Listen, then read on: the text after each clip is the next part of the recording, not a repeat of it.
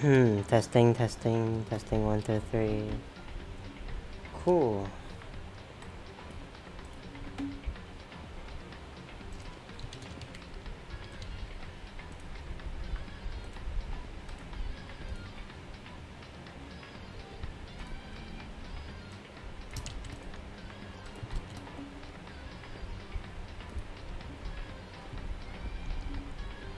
Alright.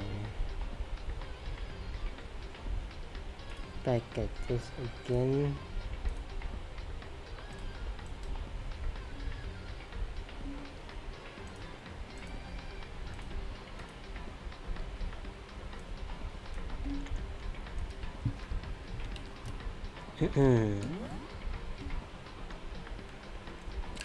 Haven't played in super long since super long time, so let's see what happens. I actually can't quite remember what happened. I read 2 person died and then I need to investigate, huh? Alright. What's up? Dot. Okay. Toko? Don't tell me. Toko too? No, right. Relax. She just passed out when she saw the blood. The blood? Oh, that's right. When Toko is Toko, she has a fear of blood, right? We've tried everything to get her to wake up, but no luck. Just leave her be for now. Cool. It's like he said. I should just leave her alone for now. Okay. Let's leave her alone.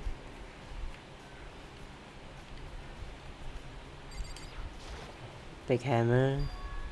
Another hammer. Now it's just this hammer 4, and it's even bigger than before. Is that suspicious individual responsible for killing Takatu? But why is it just this hammer 4? Huh? What do you mean? Celestia was attacked with just this hammer 1. Then Hifumi was hit with just this hammer 2.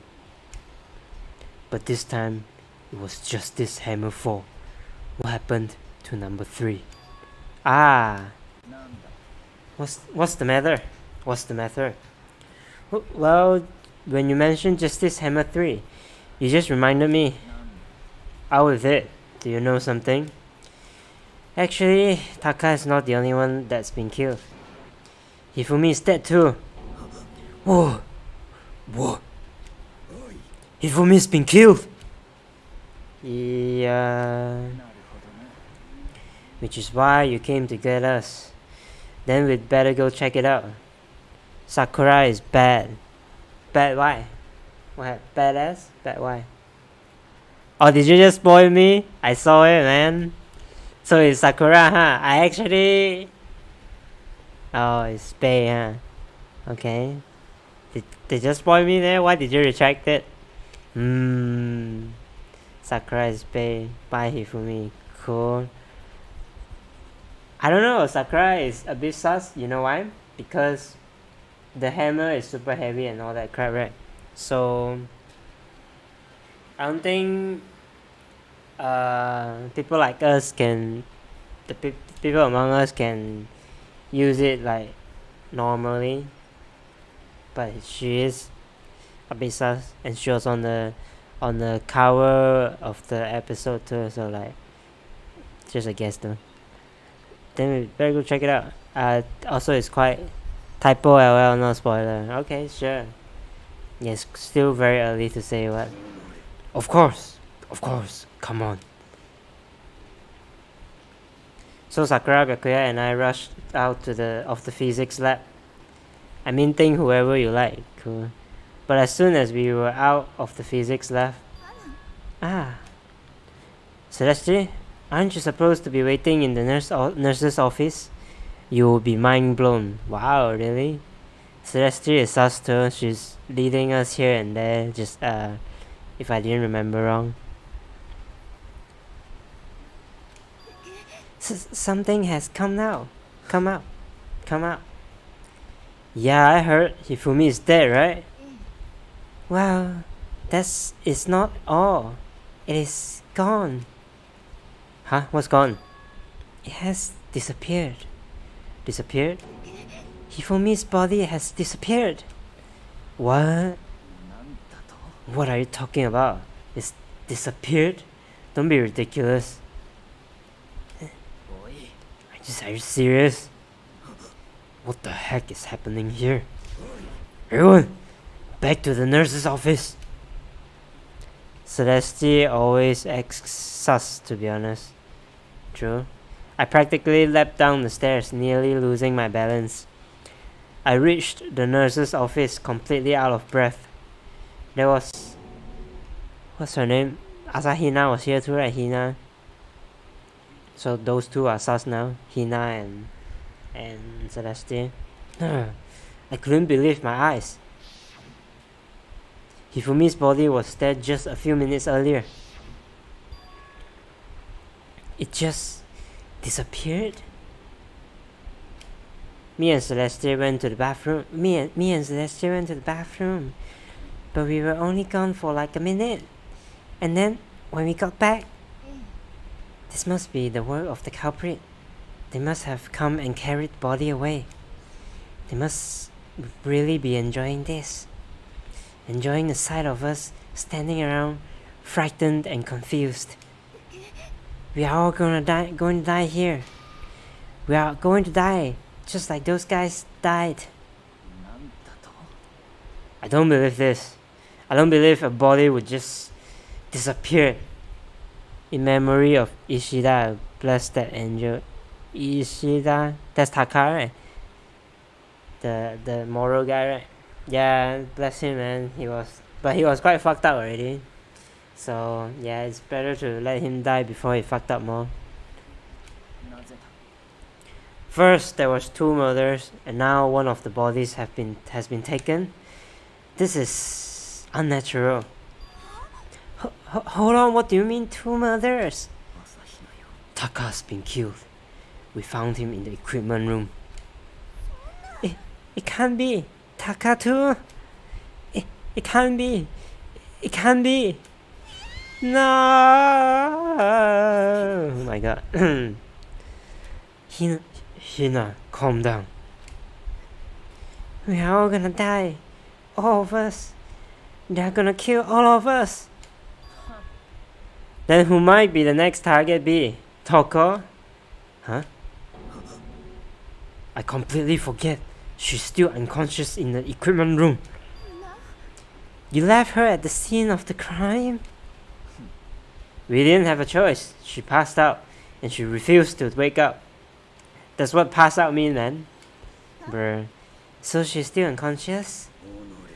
Wait, so you knew she was still up there and said nothing.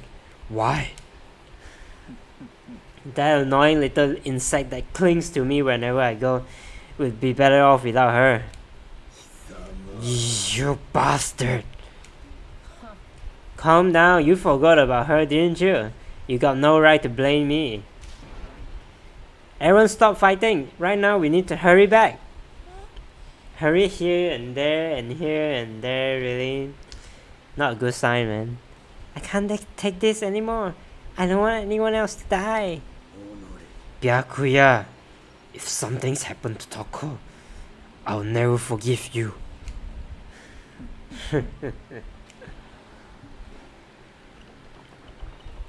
We shot out of the nurse's office and bolted up to the stairs, heading back to the 3rd floor.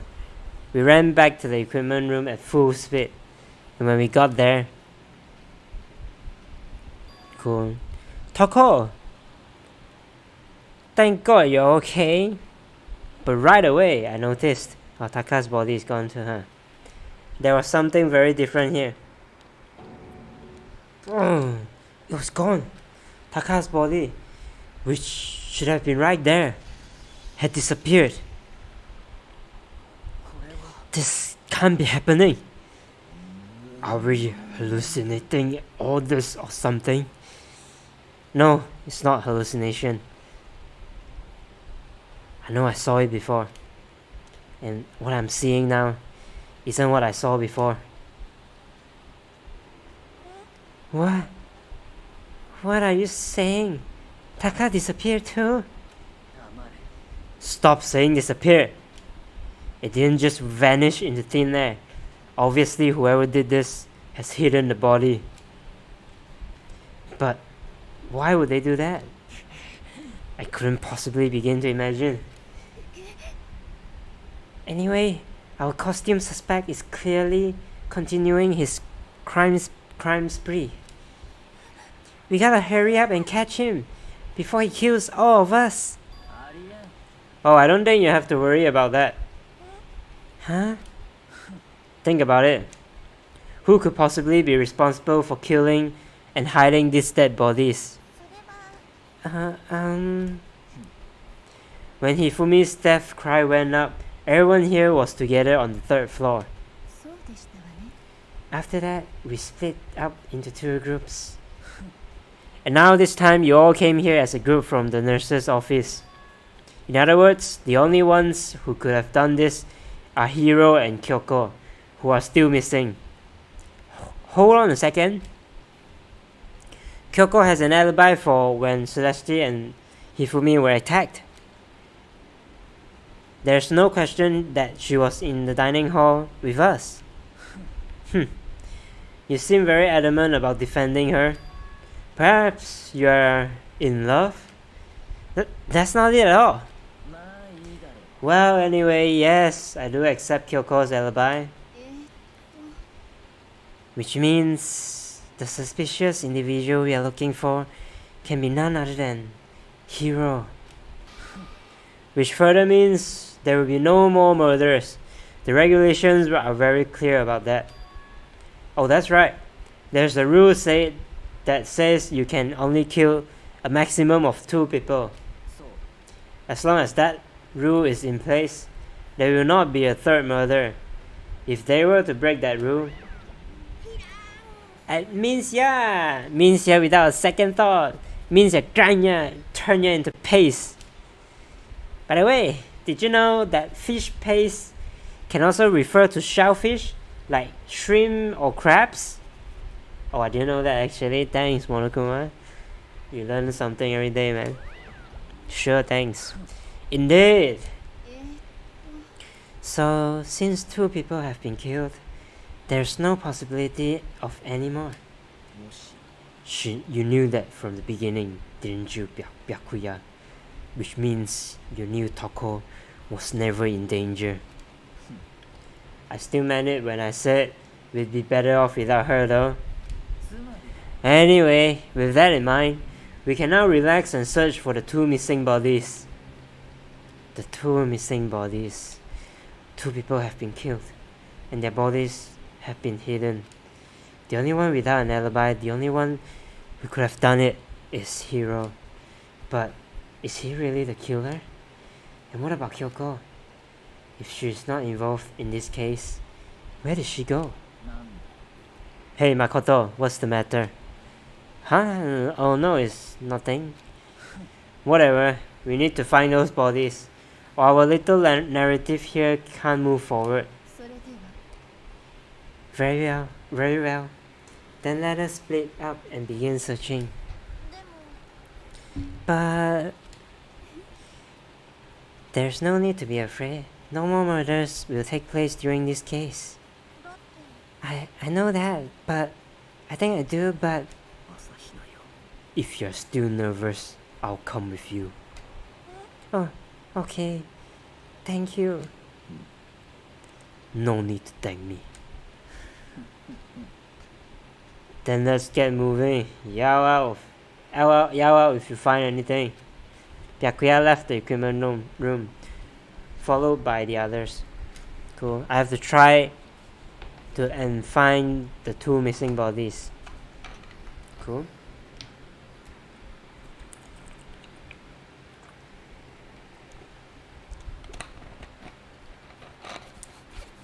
Hifumi and Taka. Oh, there was the AI too. Yeah, I remember saying the AI was sus as fuck. So that was a thing too. I quite not remember what I said last time. I had a few suspects last time actually, but it was quite long since I've last played this. I think yeah, AI was pretty sus. And the thing is, I remember there was a rule that says 2 person can conspire, right? Was there? Let me check. Regulations.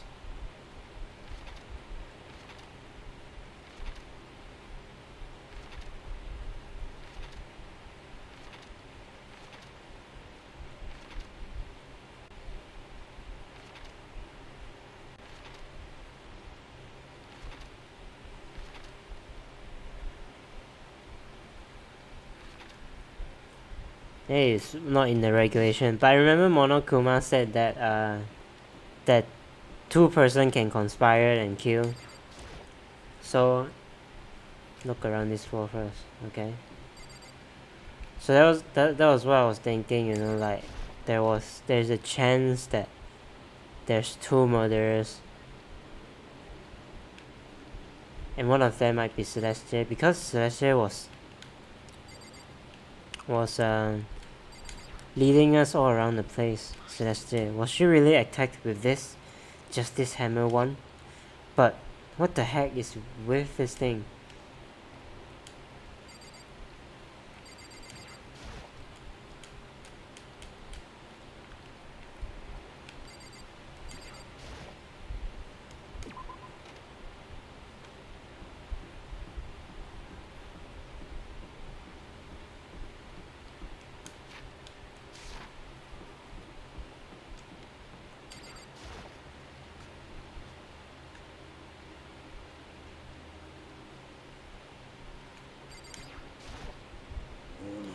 We need to search for the bodies that have disappeared. What happens after that?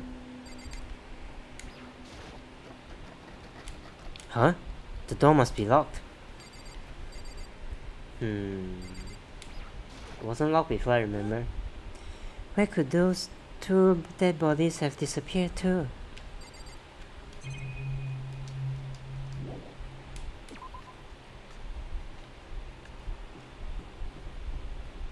I don't remember that room being locked. Yeah, it was an art supply room, I remember.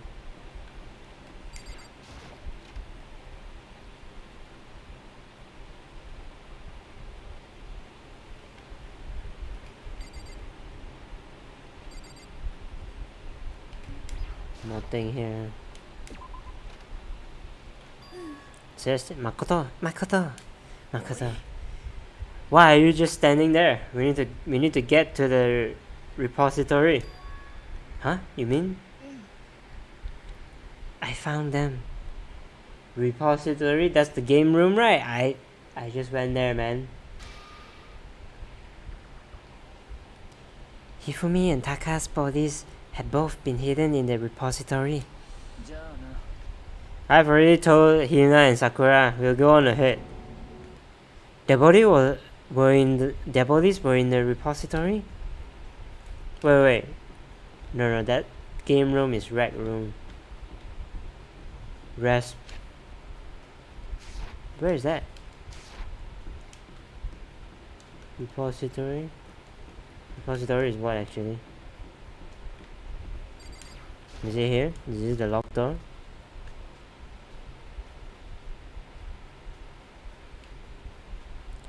Are the bodies here somewhere?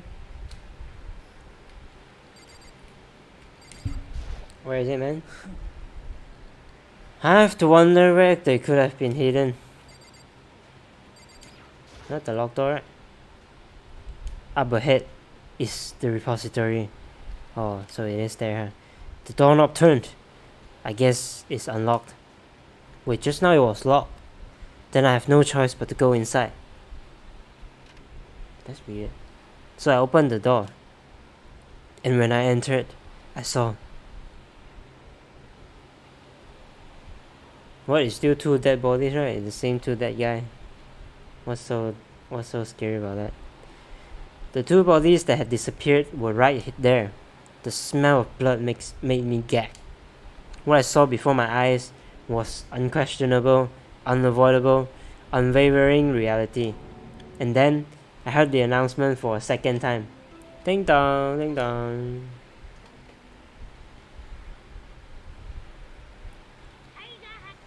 A body has been discovered.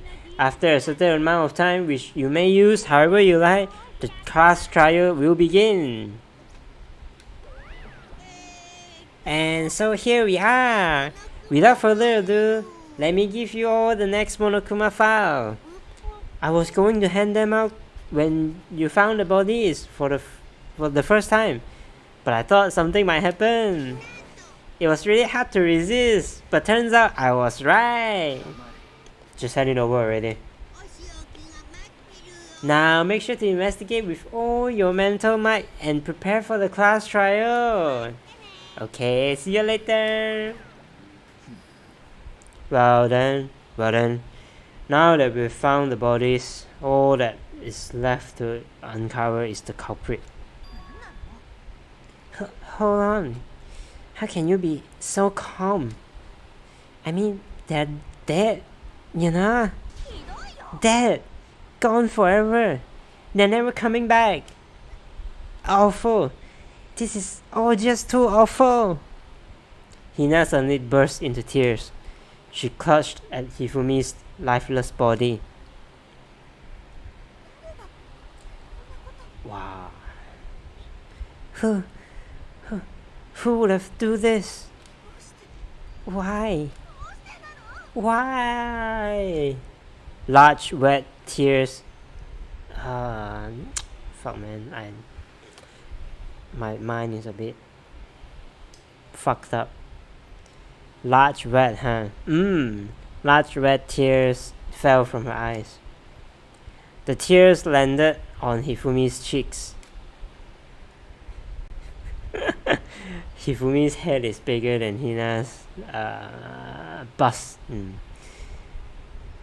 If this were some world of make-believe, there might have been when Hifumi opened his eyes. But this wasn't a movie. Because it's a game.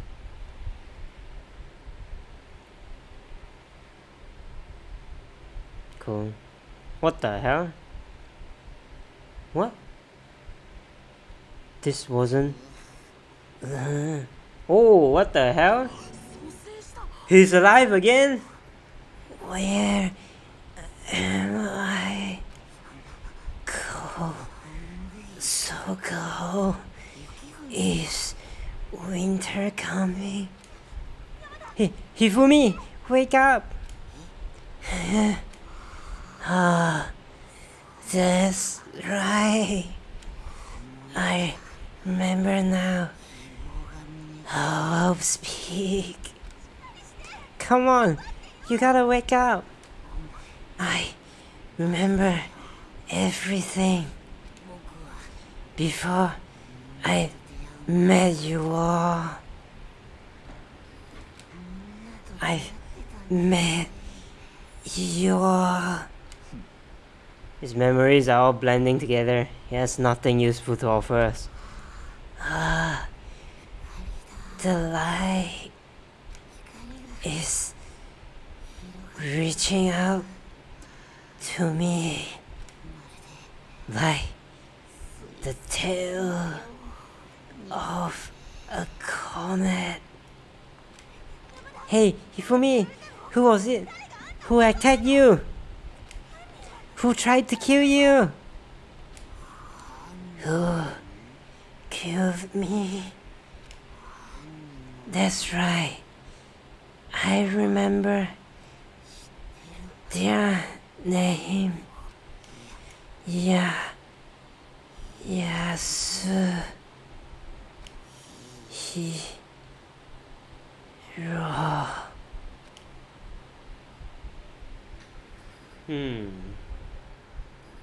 Hero, huh? Very sus. Very sus. Is he really dead? His eyes closed, and they were never opened again. Death for the second time. Absolute, undeniable death. No matter how many more of Hina's tears splashed his face, there was no second miracle. Reality set in again. This isn't some stereotypical fantasy world. Tears can restore a person's vitality. You have no tears, do you? No blood in your veins. No calcium in your bones. At least you have your meat. You are just angry, going out of his way to return, just to leave us all those unnecessary dying words. Now this game has become exceedingly boring. He said, Yasuhiro, right? Yasuhiro Hagagure. That's the only person he could have been referring to. And with that, the case is solved. Assaulting people, and even killing Taka and Hifumi, and then going so far as to hide their bodies. A criminal that hides his face behind a mask and uses a bunch of giant wooden hammers. Is that what hero is? I don't know, it's very sus. I can't believe Hiro is the murderer because just how innocent a person he really is in general. Yeah, so like not buying into that yet. If it's true, I can't forgive him. No way I can ever forgive him. To kill 2 of our friends. Anyway, it's about time we track down the culprit in our little life or death game here. Although this time it's not all that life or death, the trial will conclude without much trouble. Yes, it does look that way. I'm thinking, right, there was really only one murder had that happened. And I mean like, initially it was Taka that was killed, and then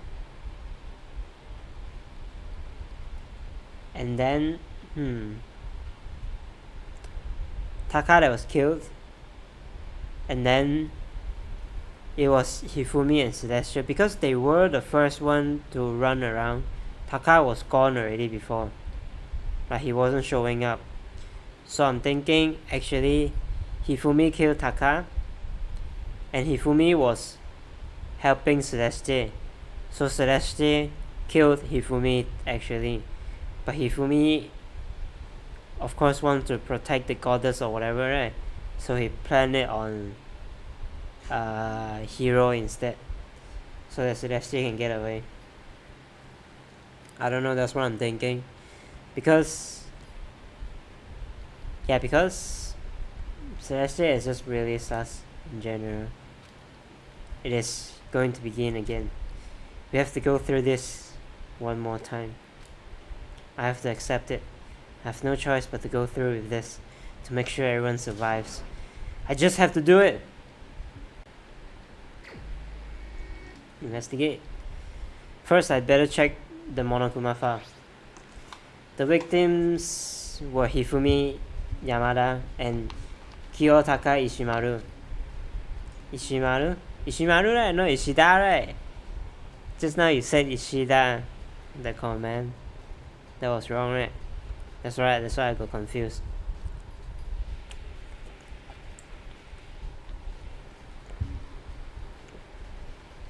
I think Ishida is the Steins Gate one, right? Oh shit, I forgot his name, the big guy.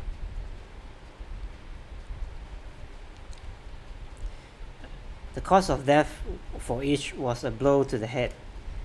It is thought that they were both killed with a similar weapon. That's it? Yeah, it's pretty strange. We got way less information this time than before. That is no problem. After all the events of this case unfolded before our very eyes. We should know more about what happened than the Monokuma file could anyway. Maybe. There's something else that's bothering me. Someone else has been missing for quite a while. Are you talking about Kyoko? Without a doubt. she has an alibi for when Celeste and Hifumi were attacked. But what if the killer wasn't acting alone? What if they had an accomplice? Yeah, see, this is accomplice thing, right? This is popping up. This is reminding me a lot of this. So it's either Hiro and Kyoko, or what's her name, Celeste and Hifumi. That's what I thought, but let's see. An accomplice? An accomplice? What are you doing here?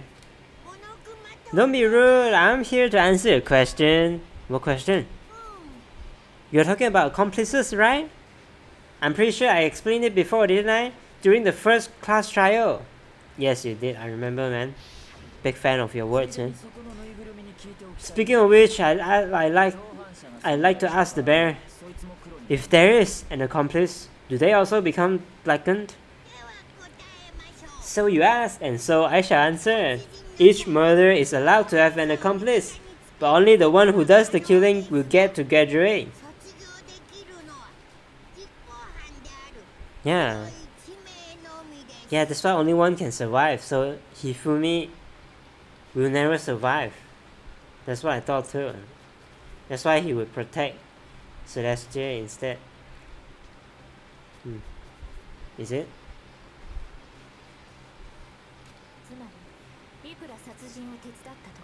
Wait. Yeah, Hifumi sacrificed himself. He killed. So the killer gets to graduate. Yeah, that means it has to be Celeste that kills, right? That's the only way he can graduate. Then why would Hifumi help him? Help her? Well, it's not adding up yet. So, in other words, two people can work together, but one of them has no chance of profiting from it.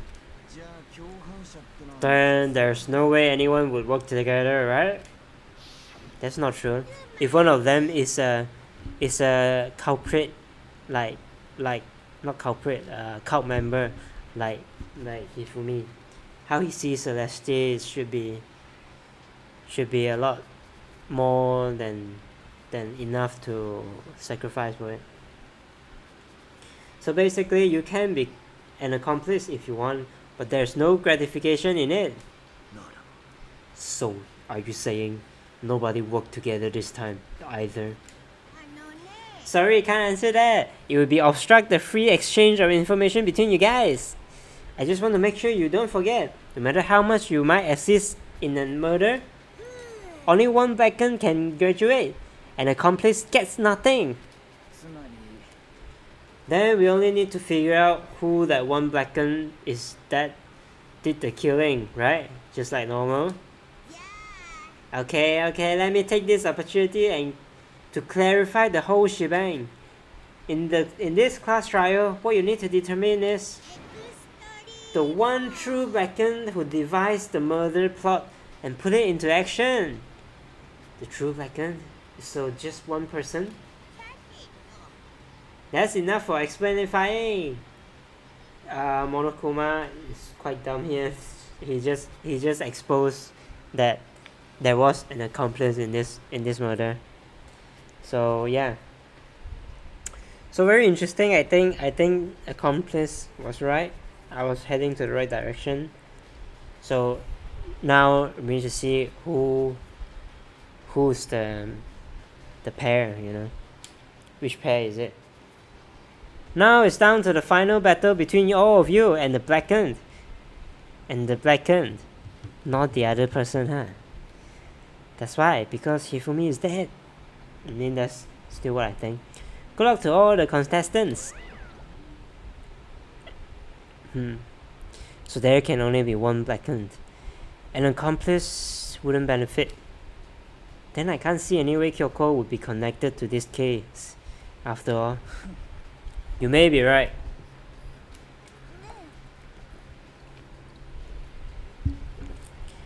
If that's true, then Kyoko, where are you? As long as she's not connected to the case, it doesn't matter. let's get back to the investigation. Where is Kyoko though? That's a good question. Is she in danger or what? Or is she really the spy? I have absolutely no doubt that Hiro is responsible. But for the time being, I suppose it can't hurt to pursue further information. See? Celestia is keep jumping into conclusion. Celestia is really sus. She doesn't act like that usually. You know, don't you think we should consider a certain someone a suspect just in case? I'm talking about the murderous fiend, Genocide Jack.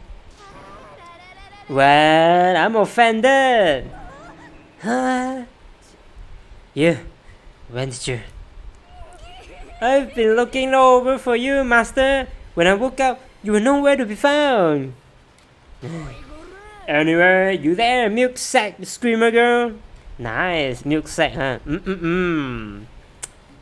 That's nice. Can't say I disagree with the milk sack statement there.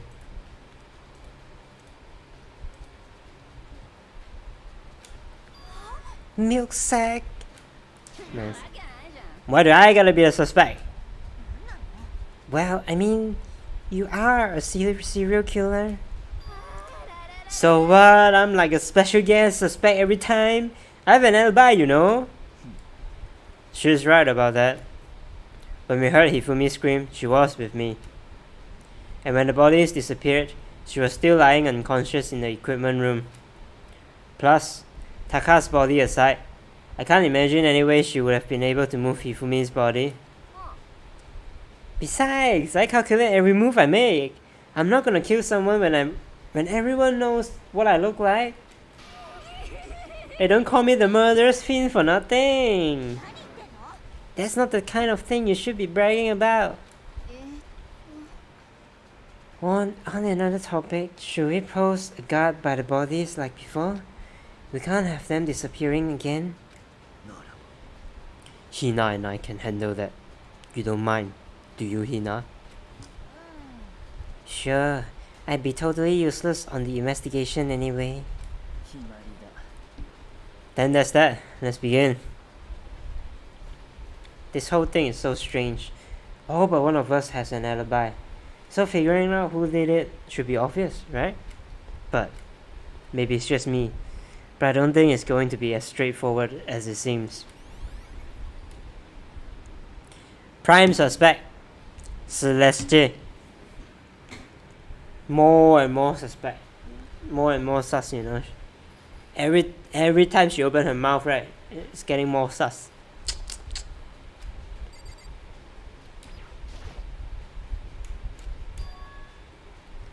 Oh wait. There are hammers of 4 different sizes hanging on the wall. Although some are more like mullets. Mullets? Could the Justice hammers have been designed using this as a model? Either way, all the hammers have obviously been seen a lot of use. They are all covered in debris and chalky stone powders. Wait. For some reason, this one hammer isn't dirty at all. And it's wet. Did someone washed it recently? Spotless hammer. Interesting.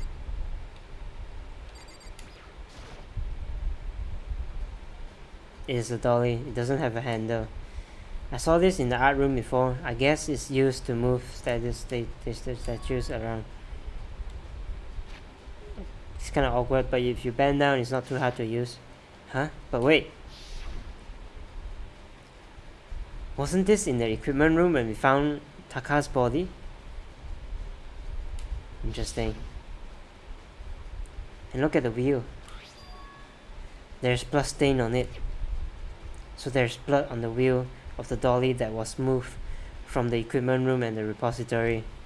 What is the explanation for that? Cool. Okay.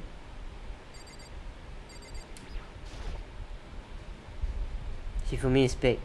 Hifumi's big cold body is laying on the floor. It is really big body. I mean, how on earth was the killer be able to move someone so big? From the nurse's office, where he was discovered, here to here, the repository, all the way from first floor to the third, and all without anyone noticing it. Is Hifumi actually dead, to be honest? How the hell? It's no good, I just don't get it. I can think about it later. For now, I have to finish investigating Hifumi himself. If I remember correctly, Hifumi's fatal injury was also a blow to the head. Probably from Justice Hammer 3, which was laying on the floor in the nurse's office. Huh, wait. Something's off about his body. Why am I getting this feeling? Something's different. Something about Hifumi's body in the nurse's office versus his body right now. That's it, his glasses. When his body was in the nurse's office, his glasses were covered with blood. See, this is what I meant. Hifumi is so big, right? No one can move him. So he wasn't dead that time. So what happened was he was still half alive that time. So in order for him to come up here, right, he needs to walk, right? That means he wiped his glasses to see. Yeah, so that he can come up here by himself without anyone moving him. Without Celeste moving him. Celeste no, because if we remember, Celeste was with us, right? So that means Celeste can't move him.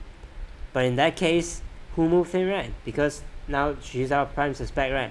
So that means Hifumi moved himself. That's the only explanation I can come up with, to be honest. Because Celeste was with Hina that time. But now they're completely clean. Does that mean someone wiped his glasses off? But who would do that? And why? You're dead, Celeste. Taka. He will never move again. According to the Monokuma file, Taka died from a blow to the head. We found Justice Hammer 4 near his body in the equipment room. Is that what was used to kill him? And there's a trap laid out under his body. A tarp, not a trap. Did the killer use this to move Taka's body? That way, there wouldn't be any blood left behind while the body was moved. Blue tarp. Okay. Any thoughts, Hina? Hey, Akoto, I've been thinking about something. It's about the repository. How is it? After Hifumi and Taka's body disappeared, we split up and to look around, right? I was really scared, so me and Sakura stuck together. And we came right to the repository too, you know? Look around. But when we got here, the repository was locked, and we couldn't get inside. Yes, I was here too. You're not in the trial yet. Good luck. My prime suspect now is Celeste. Celeste is really, really fucking sus. My prime suspect is Celeste and Hifumi. Hifumi was the accomplice. But let's see what happened. We couldn't get inside. Yeah, it was locked. Yes, it was locked. Makoto, you know, cause I pressed it, man. Yeah, so doesn't make sense. After a while, it just get unlocked. And then what? Who was the one discovered the body? Byakuya and who? Celeste, man. Celeste is sus as fuck, man. And she doesn't act like this usually, you know. And we came here as soon as the search started. So there's no way someone could have beat us here. If that's true, then who locked it? And why is it unlocked now? I wonder the same thing. Why locked though? Yeah, that's the thing. That's a good question. The door was locked when the search for the bodies began, but now it's wide open. There might be some secret lurking in there. But I'll probably have to leave this area to figure it out. Okay, now it's Byakuya, right? There are many aspects to the incident this time. Too many, to be honest. Considering that, it may be good to look back on everything that's happened. Would you like my help? Yeah, sure. Yeah, let's look back on things. Yeah, I will know. Ha ha ha, you're so funny, nudge nudge. Is it not Celeste? She's like really sus right now. This morning, only 4 of us meet up at the dining hall. Hina, Kyoko, you, and myself. We waited for the others, but nobody showed up. So we decided to go look for them. It was around 8 o'clock when we began our search. And soon after we split up, Kyoko disappeared. After that, Hina found Celeste in the rec room on the 3rd floor, then quickly came and got you and me. According to Celeste, she was attacked by a suspicious individual and lay unconscious for about an hour.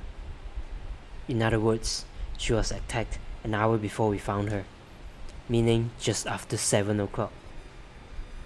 Yeah, great time to kill Taka. Based on the pictures Celeste took, we discovered her attacker was dressed in a strange costume. It was Robo Justice. It also became clear that this Robo Justice had dragged Hifumi away. After meeting up with Toko and Byakuya, we began searching for the costume assailant. We found an injured Hifumi in the library on the 2nd floor. We took him down to the nurse's office on the 1st floor, then resumed our search. But not long after leaving the nurse's office. What's wrong? What's wrong? I saw a shadow. Something moving around the top of the stairs. See? Leading us away.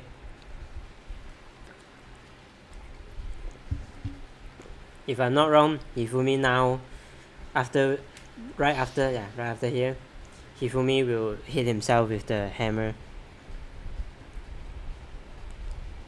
Based on Celeste's claims, we went up to the 2nd floor, where we split up and began searching. Then, right after that, Celeste screamed. This time, she had apparently seen the suspect on the 3rd floor. Yeah, see? Keeps leading us away. Hearing her screams, we quickly made our way to the 3rd floor. Celeste, what's wrong? That was a rather intense scream for someone like you. I saw him. The strange costumed man. He ran off as soon as I screamed. I was blocking the stairs, so he headed further down into the hallway and disappeared. Yeah, in the end, we never found the supposedly mysterious man. Like, there was no way he could have escaped, so Celeste was leading us away. And then huh? What was that? That came from downstairs. It must have been Hifumi. He's in the nurse's office. This is back, come on, we have to go back. At that point, we decided to split up into 2 groups. Celeste, Hina, and I went back to the nurse's office. Meanwhile, you, Byakuya, and Toko pursued the suspect up on the 3rd floor. And when we got back to the nurse's office, we found Hifumi's corpse, which is also when we heard the body's discovery announcement play. I left Celeste and Hina alone and headed back to the 3rd floor to tell the others what had happened. But at the same time, we had discovered Taka's body in the equipment room, which means Hifumi and Taka's body were discovered right around the same time. Because I remember hearing the body discovery announcement play right after finding Taka. Oh! See, Hifumi wasn't dead. Hifumi wasn't dead the first time. He killed himself. No, he didn't kill himself, he hit himself. To lie to us. Why is it doing automatic? Fuck. Wait, give me a second. How do I disable the automatic? Okay. Yeah, see, Hifumi didn't die the first time.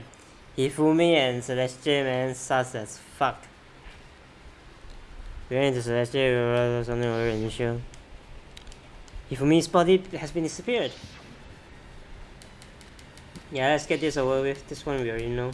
This one was just now.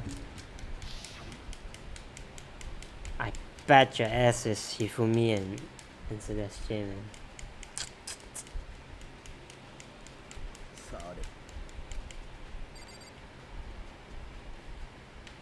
But I do hope for some plot twist though. If it is really that easy, then it's quite disappointing. Byakuya, do you really think Hiro did it? I don't see how anyone could think otherwise. When the attacks and murders and disappearance all happened, every one of us had an alibi. And the last thing Hifumi said when he died, yeah, he said Hiro's name.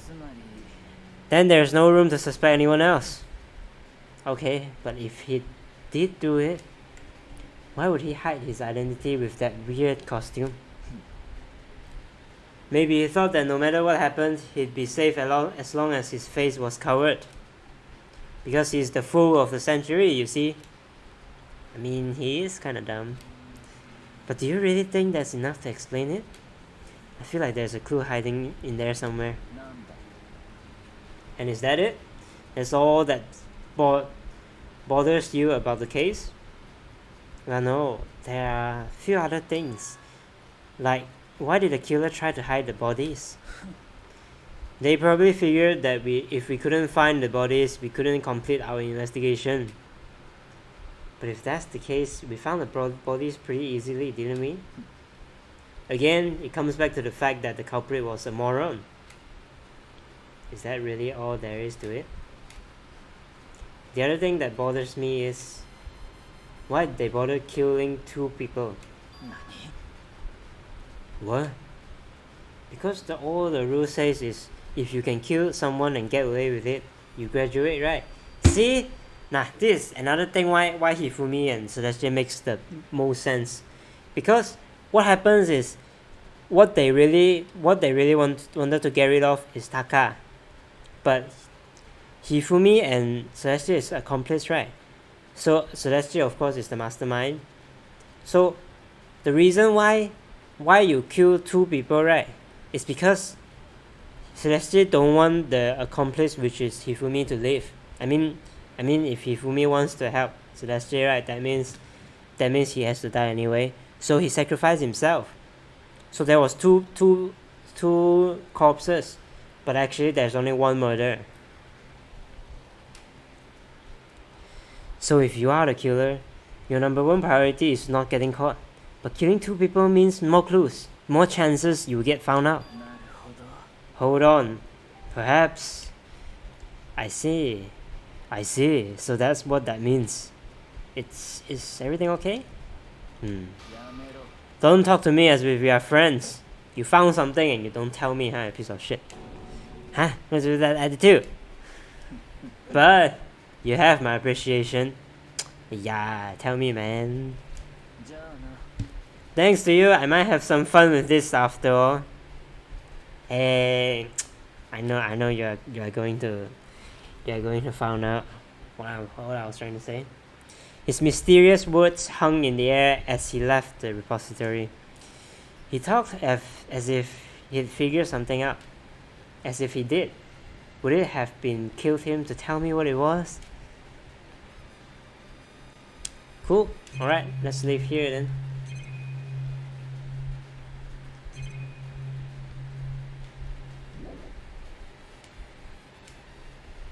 One way in and out through the door that Hina said was locked before. There's definitely a lock on the door. But it can only be locked from inside the repository. See? I don't see any way to lock it from in the art room? The door can only be locked from inside the repository, which makes me wonder. Hina and Sakura confirmed that the door was locked after we started looking for the missing bodies. And the door is designed so that it can only be locked from inside the repository. In other words, when Hina checked it, someone had already gone in the repository and locked the door. When they were done, they unlocked it and left, which is why it's unlocked now. Wait, what?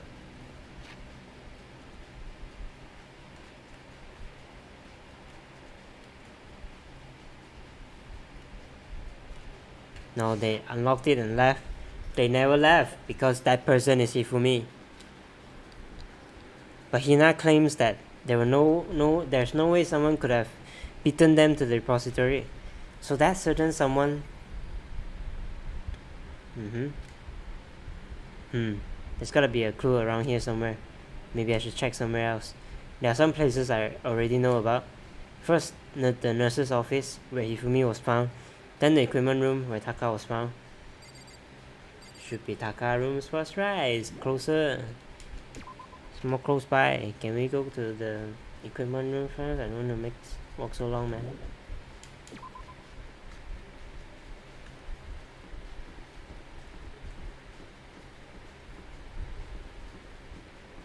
This place is really creepy, by the way. I don't like this place.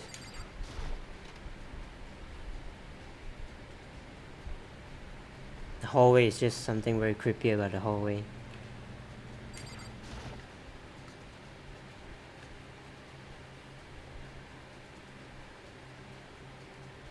Yo, what's up? Wait, let me check the stuff first.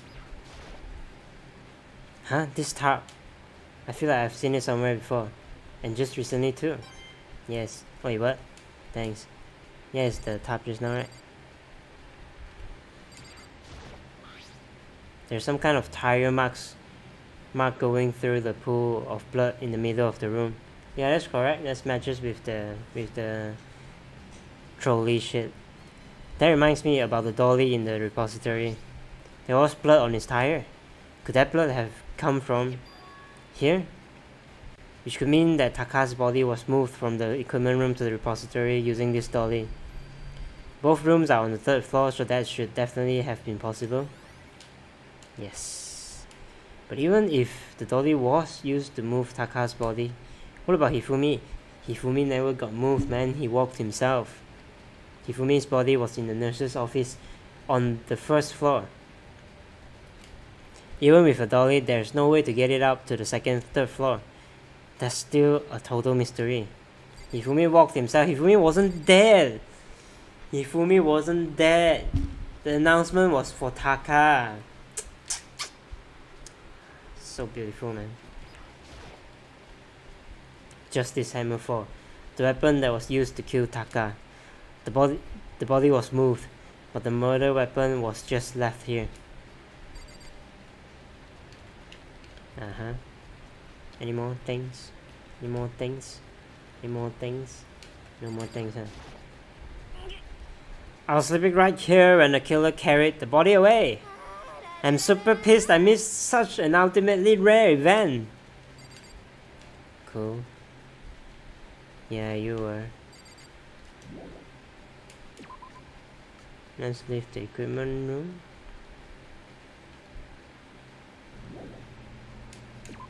Nurse's office it is then. I bet your fucking ass is Celestial and Hifumi, man.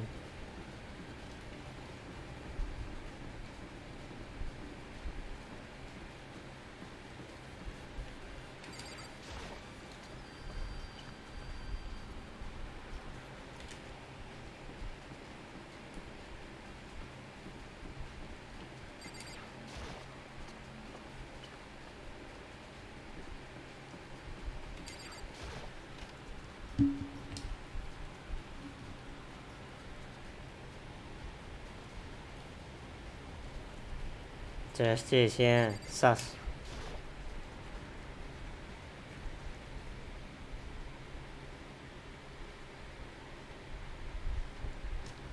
Wait, give me a second. Let me just find something real quick.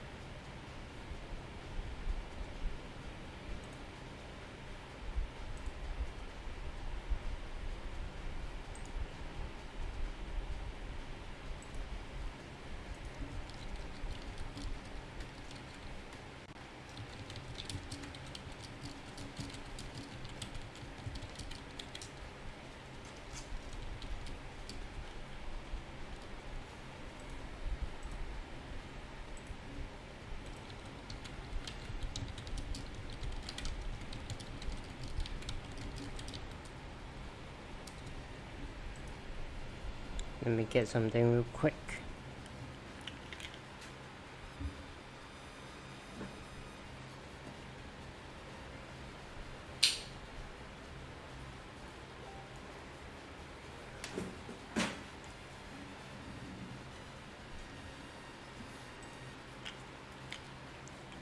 Alright, I'm back.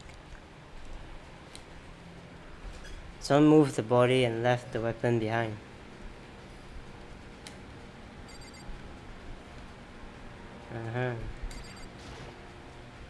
A refrigerator. I wonder if there's anything to drink inside. After everything I've been through, I'm totally parched. Maybe just a quick peek. There's a bunch of blood packets in there for blood transfusions, I guess. Ah, so Hifumi didn't even hit himself. He just splattered a bunch of blood packets on himself. It doesn't help me though, I'm not a vampire. Where's the blood pack though? I need to find the blood pack, man. It wouldn't let me take it as evidence. Cool. Yeah, prime suspect is Celeste. Definitely Celeste and Hifumi. I'm like really fucking sure now already, to be honest.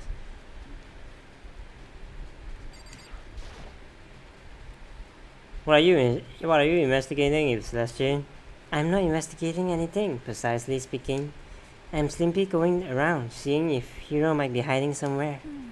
What about you? Oh, you know, I'm just checking this and that.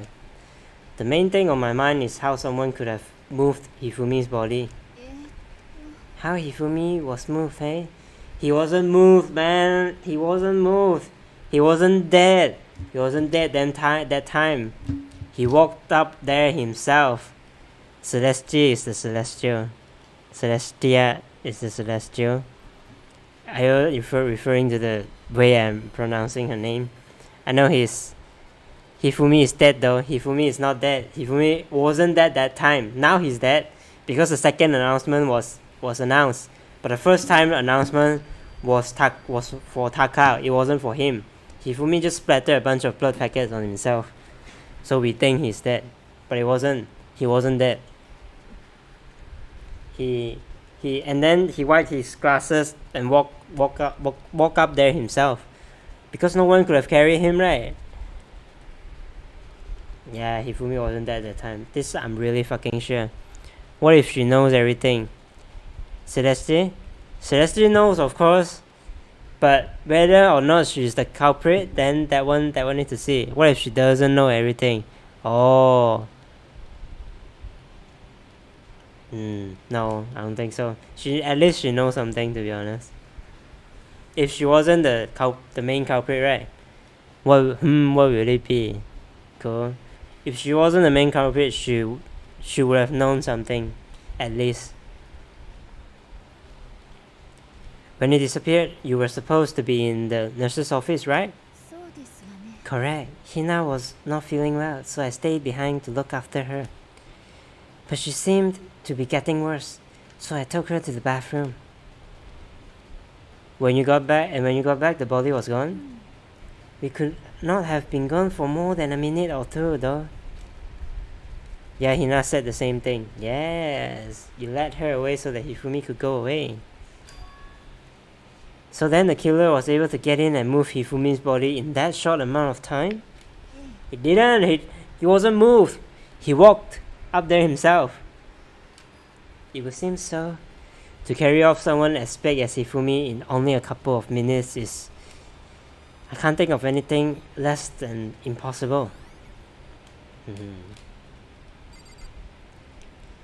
Dead, Celestine, you're dead. Yes, you.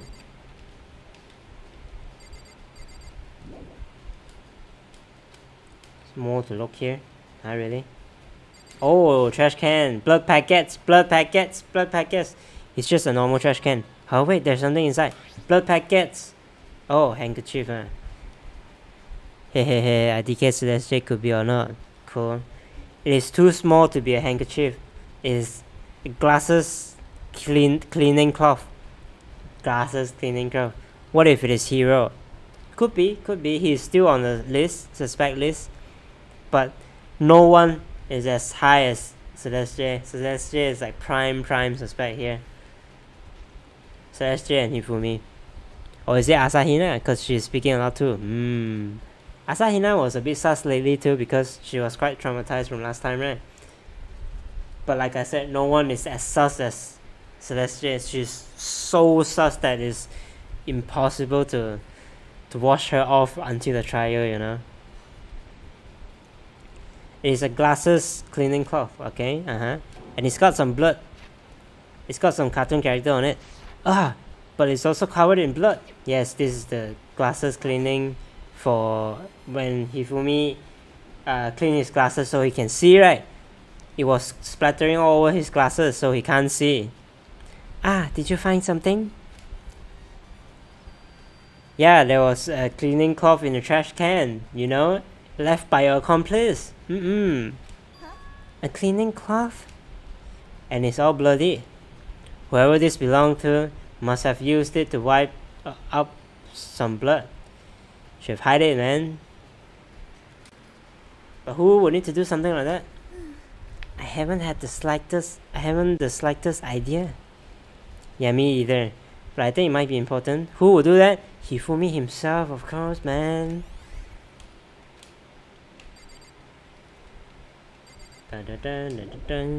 Leave the area? Yes. So this is where you are, huh? I've been looking for you. Are you sure it isn't Byakuya? But Byakuya has alibi. Unlike all the other people, right? You have? I want to thank you for what you did, and then the way he is acting now, right?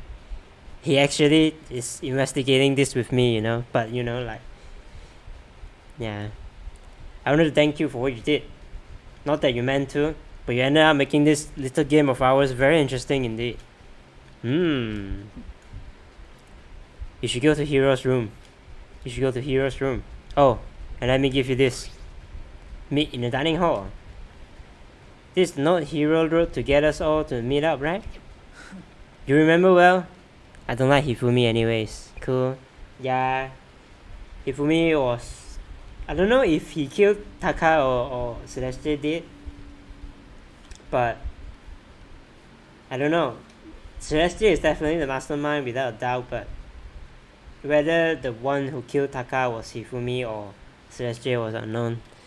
But I feel like Hifumi might be the one that killed Taka. Because it doesn't seem like Celeste can do all that crap, right? You remember well? Well, the penmanship was pretty remarkable, so it left an impression. Anyway, this makes it clear, right? This is a trap. What is? Things grow ever more exciting. What trap? Ha ha ha, you poor guy. What? So am I wrong? What are you talking about? I've already repaid my debt. I don't owe you any more explanation. Goodbye. Nani? So he said to go to Hero's room, right? But what's waiting for me there? Let's go. Haha, you poor guy. So am I wrong? Am I wrong about Celeste and Hifumi? Hifumi definitely wasn't dead, so Hifumi was one of the accomplices. But The another person, I can't really say much. But very strongly is Celestia, right? Why would Hifumi help anyone? Celestia is the only one he's close with.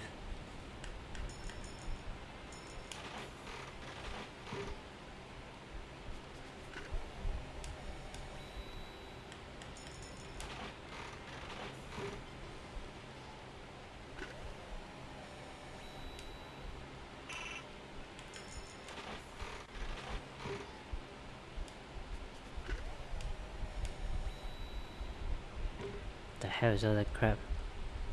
Should probably get going. Yes, you are investigating actually. But I did pull you off to come play gacha.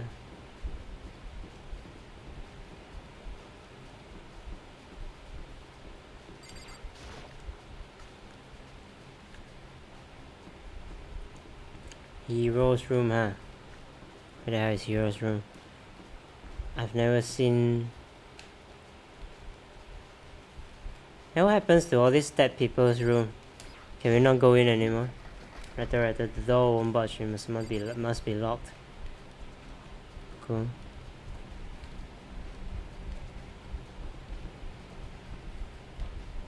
Shiro, Celeste, Aoi, Sakura, Leon, Yasuhiro. Here you go. The door is unlocked. I guess I can go inside. Takuya did say to go low. It might not be a great idea, but I'm gonna take the plunge. Cool. Wow, there's a lot of stuff you have, man. This is Hero's room. There's all kinds of weird stuff in here. Where did he even get it all from? Yeah, what the fuck? Where did he get it all from? More importantly, he still hasn't turned up. The fuck? The camera sprite is glitching. The PNG is glitching. Fuck, why? Which means you can't really complain if he can't really complain if I don't get his permission to search his room, right? Well, let me look at the camera because it's glitching like crazy. Look at it. Look at it. Ah, it happens again. It happens again. The fuck? There's no point in worrying about it right now. I just need to forget about it. Well, it does seem kind of worrying, Makoto. It's like your reality is breaking there, man. And let's check the boxes. I think there's something in the cardboard box. It's blueprints for something. And oh, okay. Huh. Something's made out of, it looks like cardboard, plastic, and plaster. Is this robot justice? And it's in Hero's room. But wait, these blueprints. See, it's not his, man. I'm saying it to you. Hero is not the guy, man. Something about them bothers me. Heroes has great penmanship, man. He writes like a elegant man. Not this crap, whatever crap this is. This is from Hifumi, I bet. Blueprint,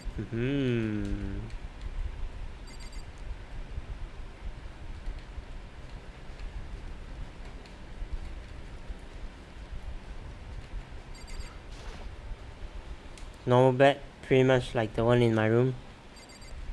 Cool. What about the toilet? I silently checked the bathroom. There's nothing in there. It's pretty grungy though. How does a bathroom even get this dirty? Cool. Hifumi is definitely one of the killer accomplice, whatever.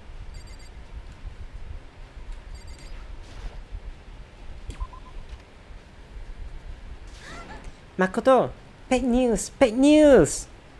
What's wrong? We found Kyoko. What? Is she okay? Where is she? Wait, I wasn't done. There's more bad news. Robo Justice just showed up too. Robo Justice? Is Hero wearing the costume? Anyway, as soon as you can, head to the pool on the second floor. To think Hero and Kyoko would turn up at the same time. See, now it's planting to them, right? It's not them, man. No way it's them. Anyway, I have to head to the pool. I ran off to the second floor as fast as I could.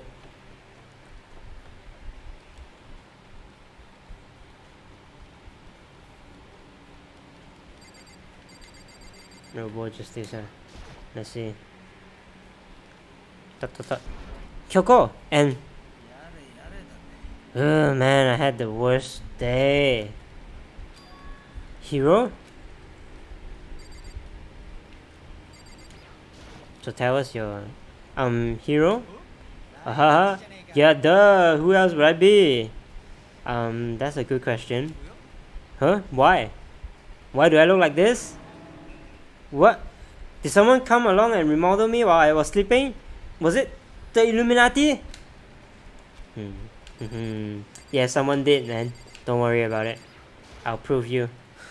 Apparently that ridiculous object is Hero. I'd ask Kyoko for the details if I were you. Come Kyoko, let me know. I found Hero.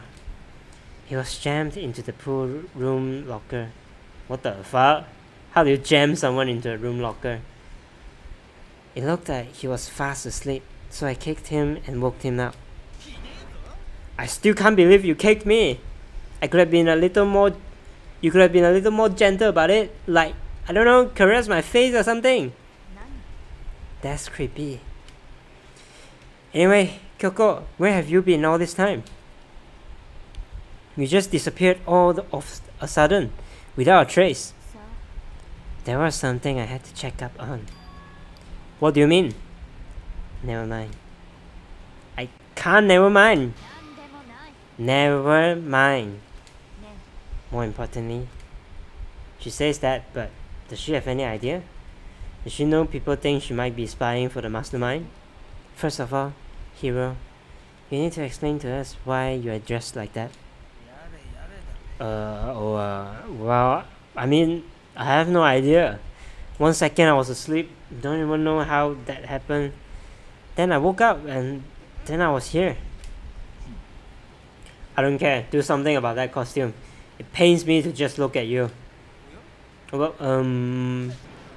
I don't know what's up with this thing, but I can't actually get it off. A little help. Poor guy become Optimum Prime. Optimum Prime. Why would you make something that you can't take off by yourself?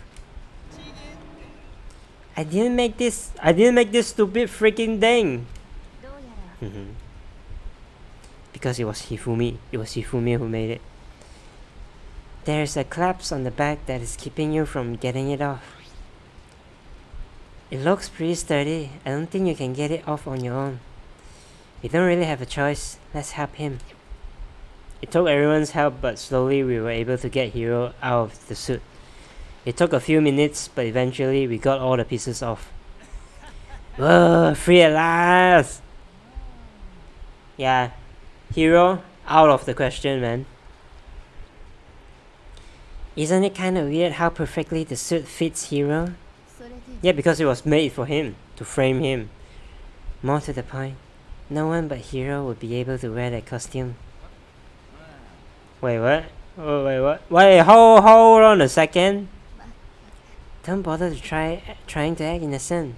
The blueprints were in your room as well. The blueprint was in your room? How did you know that, Celestia? I thought you weren't checking around, huh? In other words, it is obvious to everyone that you made this costume. That's true. I saw the blueprints myself. Yeah, me too. Then it's obvious. The one who put this costume on and ran around attacking everyone was Hero. Shall we tie him up again? Tie him up and gag him? Good idea. We wouldn't want him killing everyone else. Tie me up? Hold on, guys. Hold on, guys. I think that's going a little far. He may be a suspect, but he deserves fair treatment. Yeah, I mean... attacking? Blueprints? I have no idea what you guys are talking about. You can't talk your way out of this. It's been decided. You killed them. What? Killed who? I have no idea what you're talking about. There must be a fake hero running around. You are the only one who can wear this costume. So who else could possibly be the costume attacker? How do you know I'm not the only one? Maybe you should try it on for yourself before you convict me. Fine, if you're gonna be a jerk about it, I will. Come on, man, you have such big boobs. I don't think you can wear the costume, man. Without missing a bit, Hina started putting on the Robo Justice costume. Nice. See? Look. See how loose it is? I mean, come on. I'm blind as a bat in here. Can't see my feet at all. I'm surprised you got anywhere with it in this thing. Because he didn't. I'm telling you, it wasn't me. And not to mention, you totally can't bend at the waist. Seems like a pretty obvious oversight. That's not a very nice thing to say. I mean, it's not like I made it, I just caught up in the moment. Well, either way, now we know for sure, right? Yeah, because you can't kill people with this thing on. So this thing was just being dragged around, and then I mean, it seems pretty clear that nobody but Hero could have fit into this dumb costume. In a huff, Hina took the suit back off again. Well, now you're all out of excuses.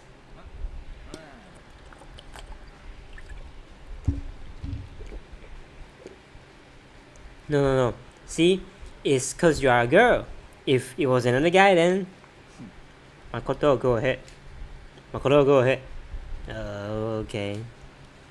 Against my will, I picked up the pieces off the floor and tried putting them on.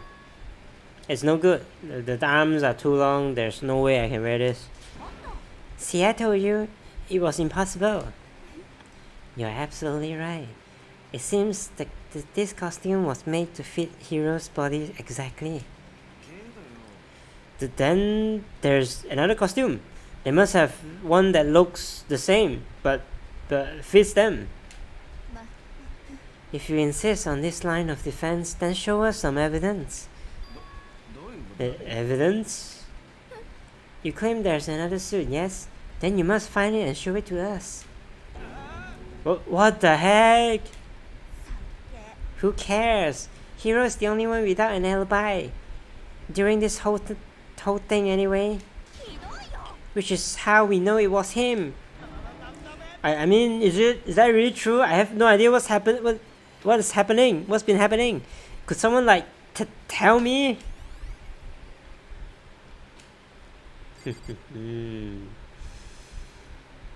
It's Hifumi, man.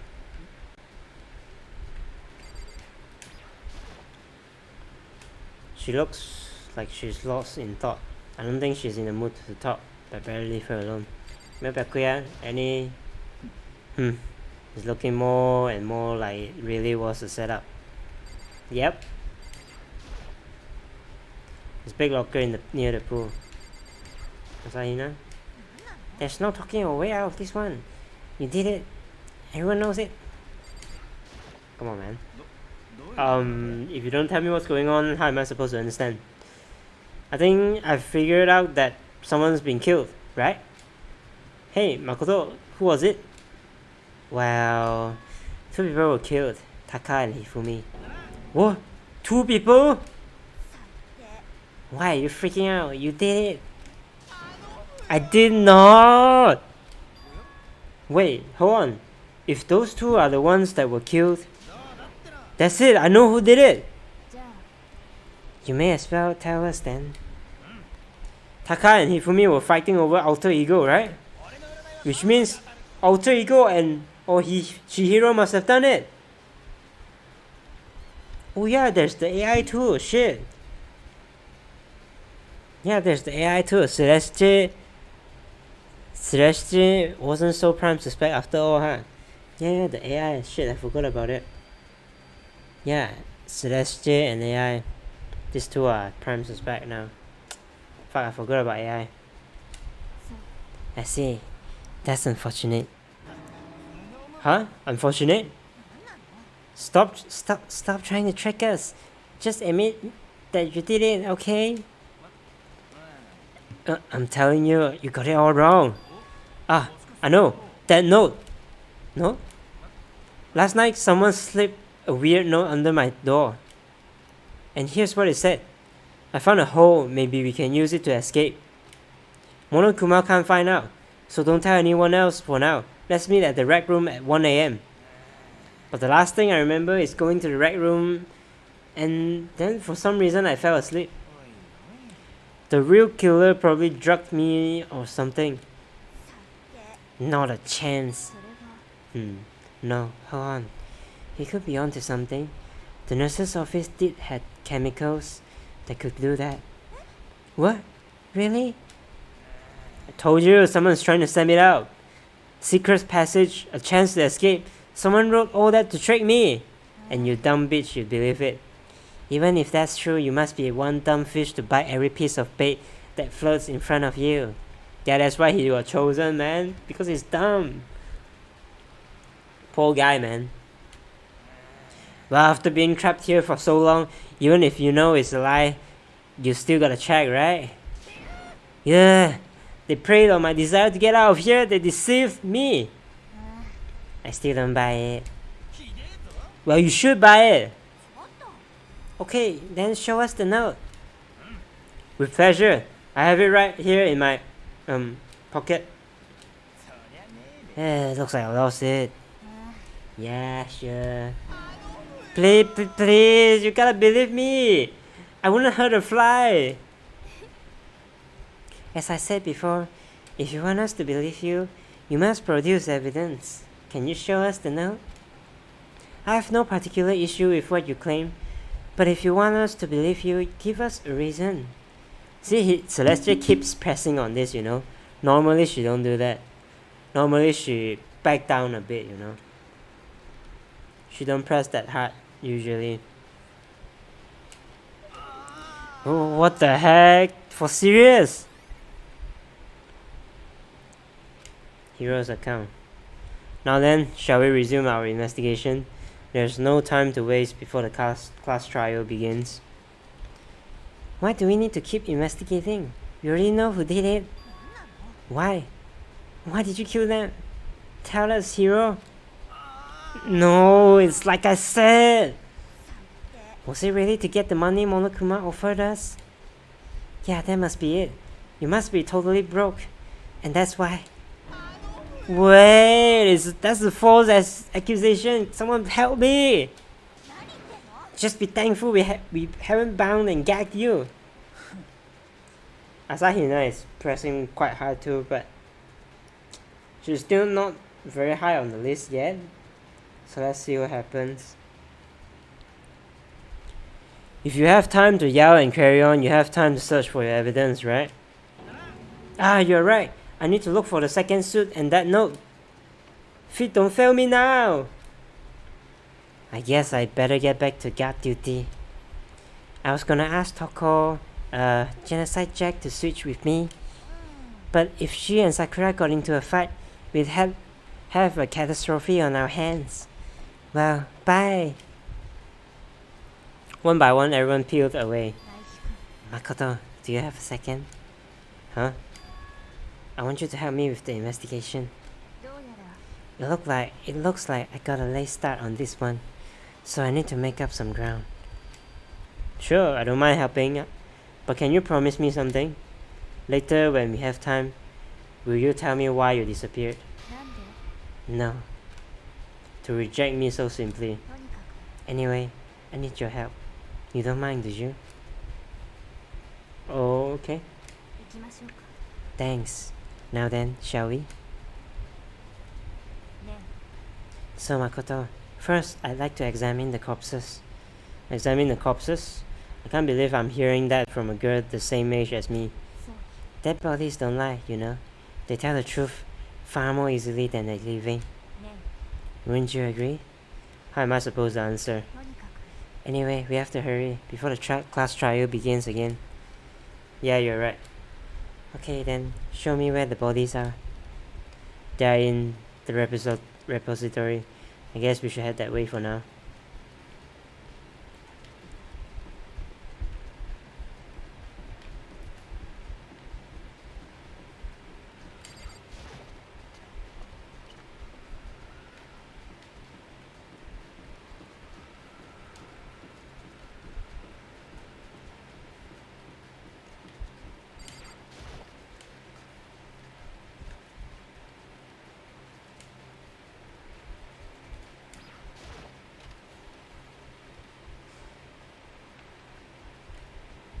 Hifumi and Taka.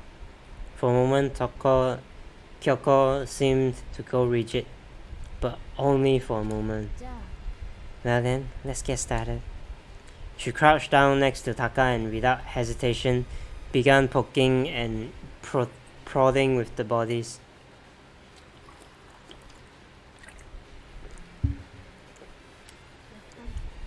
The Monokuma file was right. They were killed using similar weapons. Her movements were so smooth, she was so calm. Seeing how comfortable she was actually made me feel a little more comfortable. Well, anything? Makoto, I found something. You did? You remember the wristwatch Taka always wore on his left hand? He did? Are you so oblivious to the people around you? Do you dislike other people that much? No, that's not it. Anyway, you said he had a watch? Take a look. It's broken. You can see the hands aren't moving, right? Okay. It's most likely broke when he had his encounter with his assailant.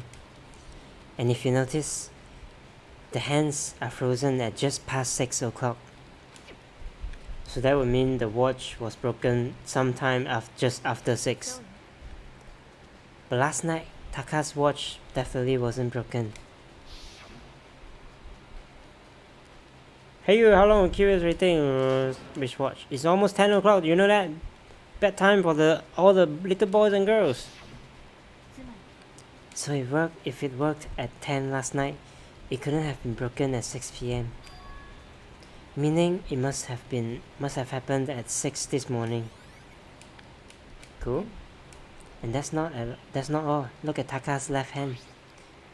He appears to be gripping something. Oh, that's the note, is it? You're right. There's something white in there. Can you try to pry it out? Me? Rigor mortis has already set in. Boys are better suited to this kind of manual labor, right? Okay. As much as I didn't want to, I grasped Taka's cold hand. The ice cold hand was nearly enough to cause my heart to stop beating. After some effort, I was finally able to free the object from his tightly clenched fist. A piece of paper? Was that all he had in his hand? Yeah, that's it. Just a little scrap of paper. Doesn't seem like much of a clue, does it? I wonder about that. Kyoko then turned to Hifumi's body. Let's check Hifumi's body now. Maybe he's left us a few clues of his own.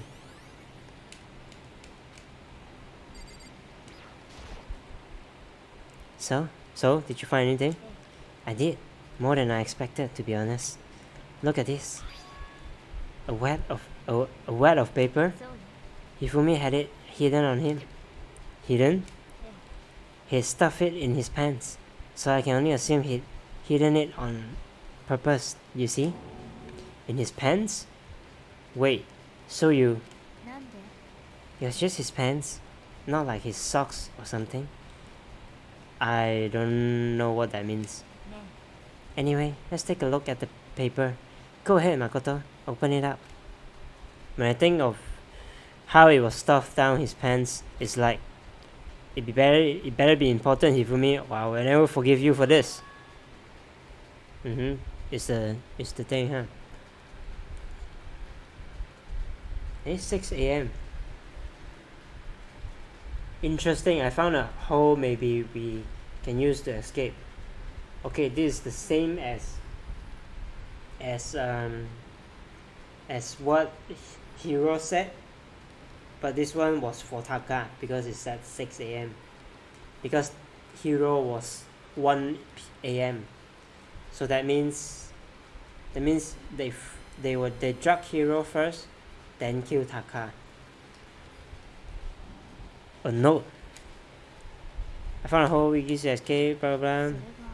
That sounds very familiar. That's it, it's the same thing Hero said. Then he was telling us the truth. Although, it's not exactly the same, is it? Last night someone slipped a real note, blah blah blah. They say found a escape 1 a.m. Yeah. The time is different. Hiro told us that his note said to meet at 1 a.m. But the note they wrote to Hifumi asked him to meet at 6 a.m. Hold on. Just because Hifumi had the note doesn't mean it was meant for him. Huh? It was meant for Taka. Part of it has been torn off, right? I think there's likely some meaning there. There's some meaning to the part it was being ripped. I'm clear, maybe explain it. Think carefully. Why would he have been clutching that scrap of paper so tightly? I have no idea. What if it wasn't just a scrap of paper when he was holding it? What if it was something more important? Yeah.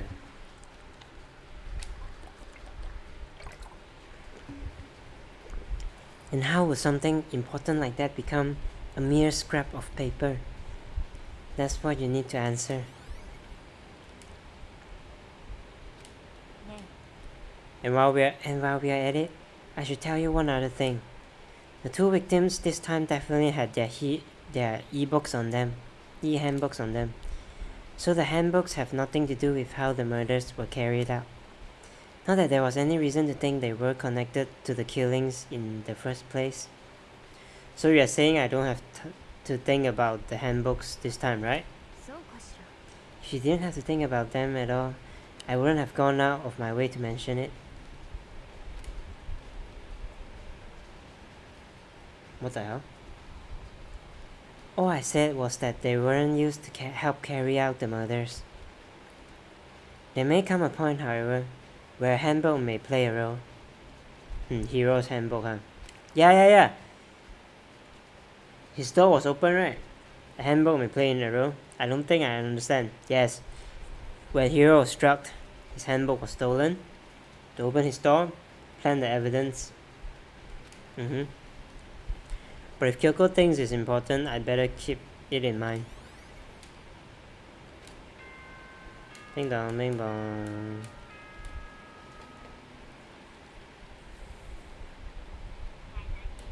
Are you excited? Are you pumped?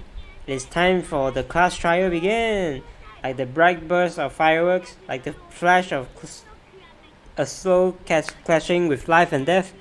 And so, with no further ado, everyone please meet at the usual spot. Make your way to the red door on the first floor of the school. See you soon. Cool.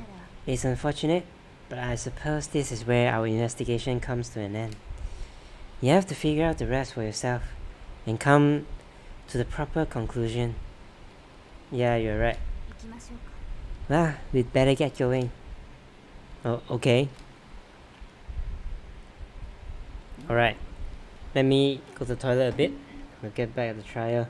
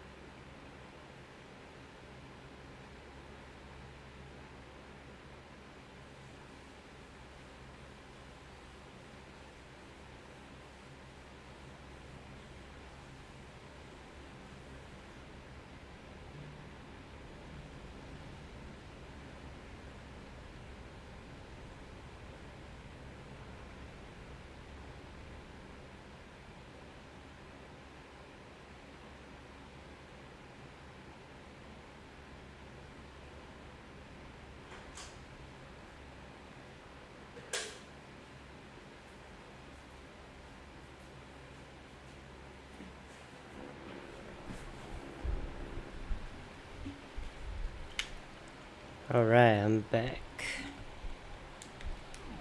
Let's go.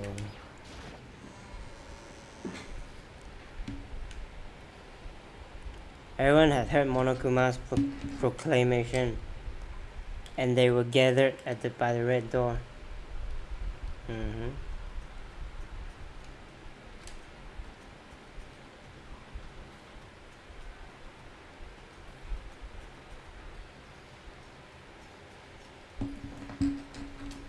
And as soon as we were all there,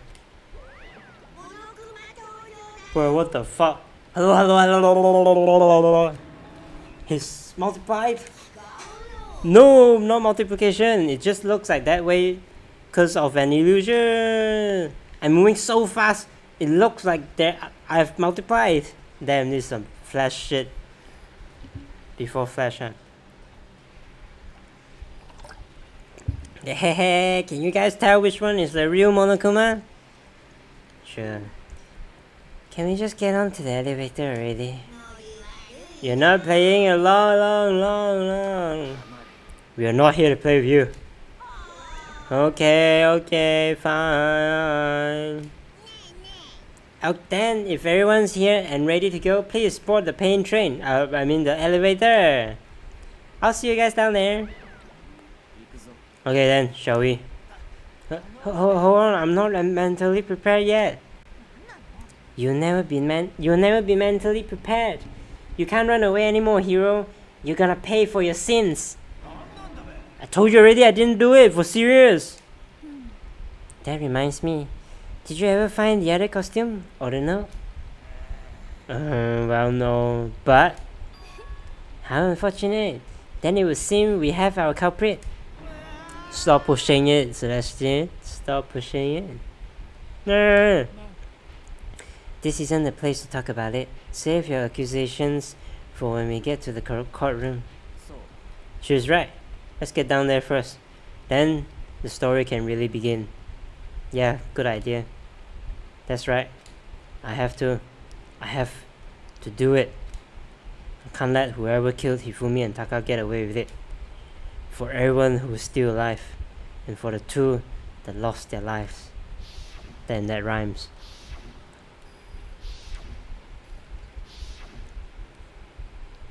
The one who killed Hifumi and Taka.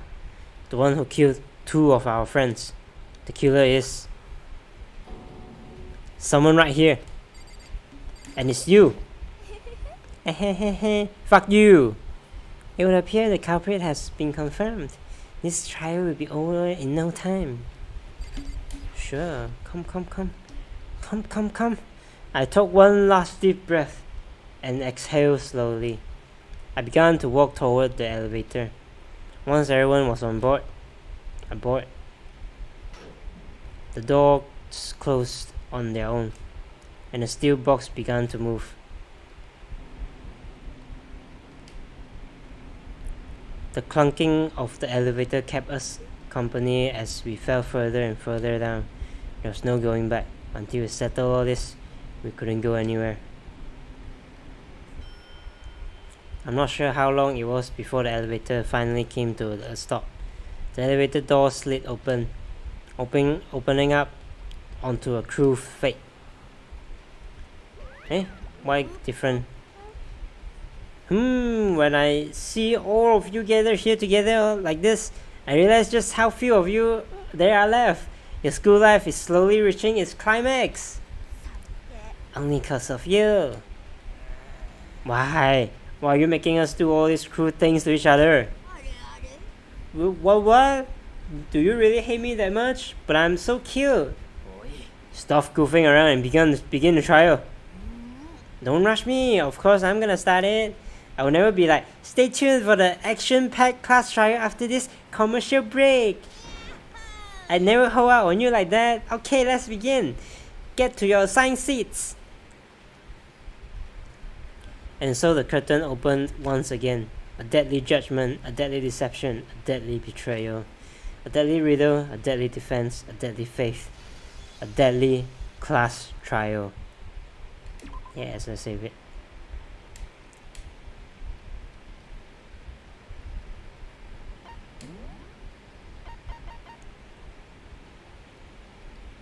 increase time limit of each phrase. Sure.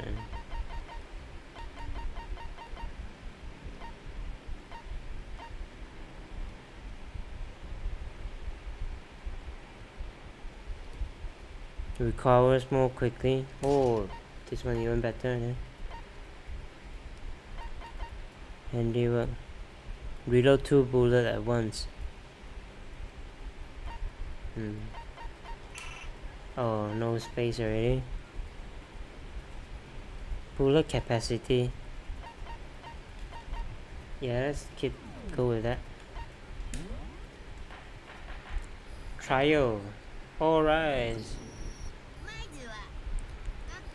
Let's begin with basic special trial. Your votes will declare a result. We already know who did it. Whoa. It was Hiro. He does not have an alibi for when the murders took place, and we found him in that suit. Don't try and deny it. You killed them. I didn't. Someone knocked me out. I was asleep the whole time. I don't know anything about it. Shut your murdering mouth, murderer. Who are you calling a murderer? I'm sorry to say, Hiro, but we do have evidence. Blueprints for the suit.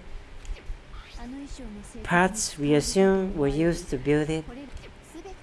And all of it was found in your room. You have to admit it. The evidence is quite compelling. It points to you as having created the suit and wearing it while committing the crime after crime. How many times do I have to tell you? I don't know. Is Hiro really the killer? Or before anything else, we have to make that clear. I realize Chihiro isn't here, so let's see what happened, huh? Yasuhiro's message. What's Yasuhiro's message again?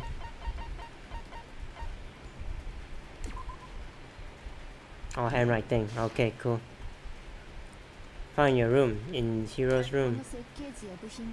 The blueprints, the suit parts, they're all proven that you are the culprit.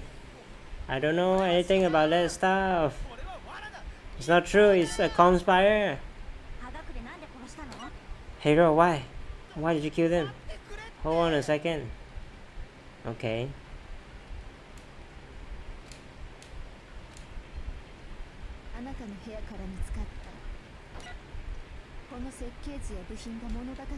The blueprint. Fuck. Missed it again.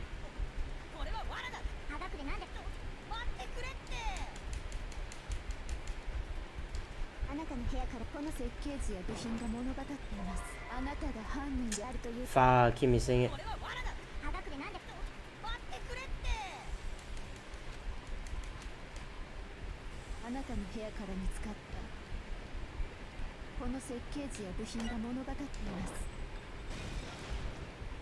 Objection!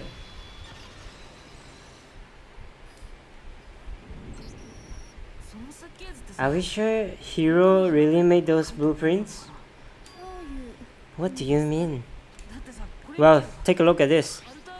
It's the note that Hiro wrote asking everyone to meet up after Alter Ego disappeared. The handwriting's obviously different, wouldn't you say? When you compare it to the blueprints. There's no way you could think the same person made both of them. Unless that person made it a point to disguise their handwriting. No, the differences are bigger than that, I think. Come on, I'm not smart enough to think of trying to change my handwriting anyway. So Makoto, are you saying you don't think Hiro's the culprit? And he is not the only one. I think Hiro is innocent as well. Byakuya, come on, man. My man. What? Then who was in that robot justice suit? It is like Hiro said. Was there really someone running around in a second suit? The suspicious individual hidden within the suit. Go ahead, Makoto. Tell them who it was. And of course, he passed it off to me. So who was it? Who was in the robot justice suit?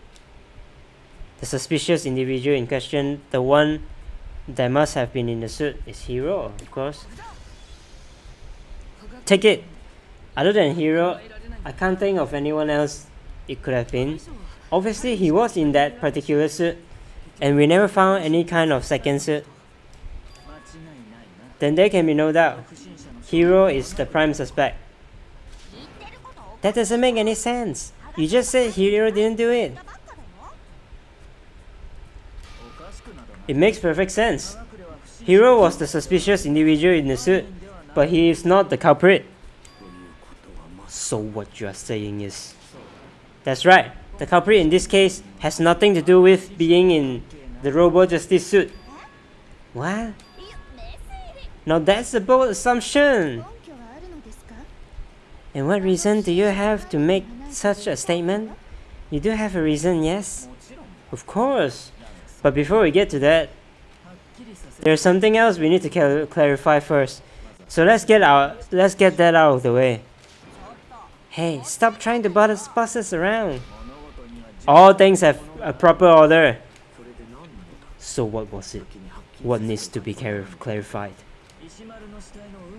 We must clarify the method of transportation for Taka's lifeless body. It would seem that his corpse was moved using a certain particular items. Makoto, can you tell us what they were? Yes, I can. Things are used to move Taka bodies. They were the dolly. And where's the dolly? Dolly here. Take it. There's still one more thing. Oh, one more thing is the top. Take it. They were a dolly and a top, right? What's with the attitude? So, let's see if I can explain. Oh, it's because the way you say it, man. It's not because you were wrong. It's the way you say it. Make you more confident, man. Make Byakuya proud. Taka's body disappeared from the equipment room, and then we discovered it in the repository. And when we found it for the second time, it was wrapped in a blue tarp, right? It was the same tarp that up until then was stored in the equipment room. So the killer must have seen it there and decided to use it when they moved Taka's body. That way they wouldn't leave any bloodstains while they were moving it. Cool. Hi, cool. Yes. We're in the class trial now. Prime suspect, still Celeste, no question. Celeste or AI. That's the only two that could have done it, man. All the others, Hiro, definitely innocent. No doubt about it. Zero doubt about that. Kyoko, Asahina, Sakura, suspect, but not as much as the two I mentioned just now. Byakuya, maybe not. Okay, that explains the top and the dolly. Same thing. I'm sure the dolly was in the equipment room when we first found Taka's body there.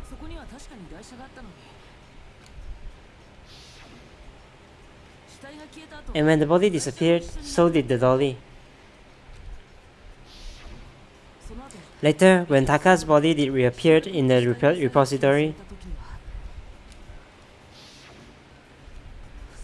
so did the dolly.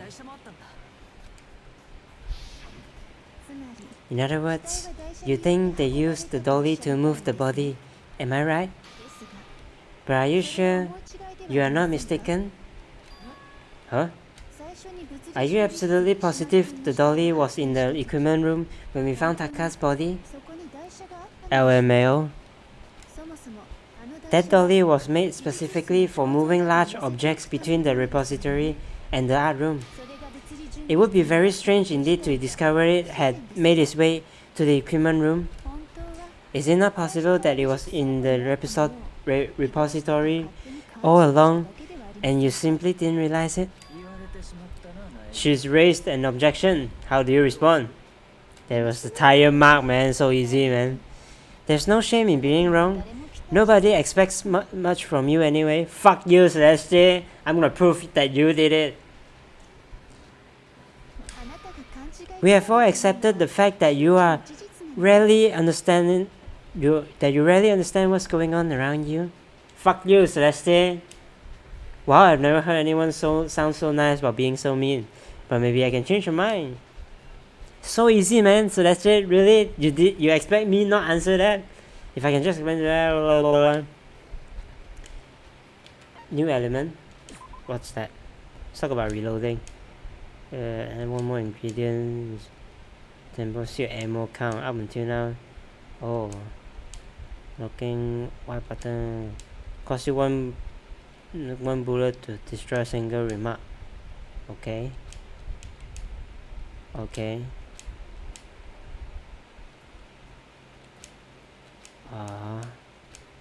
Wait, what? I don't quite get it, man.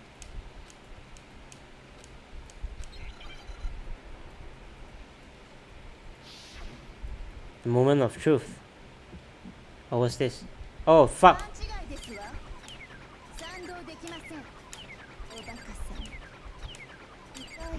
Wait, shit, I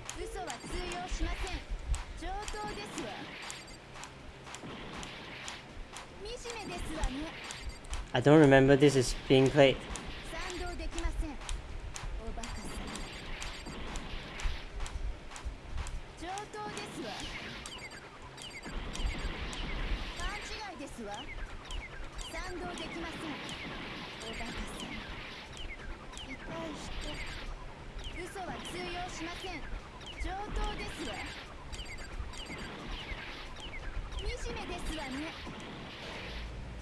Wait, what? Fuck.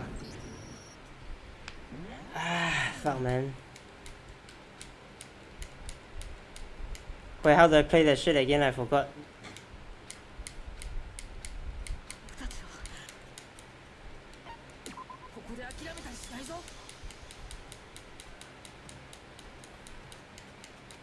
I fucking hate that shit, man. Reloading. Ammo count.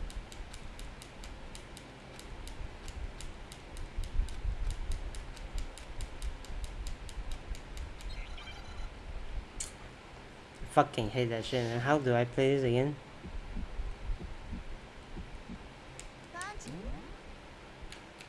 Tempo marker. Lock on it. Attack Y button.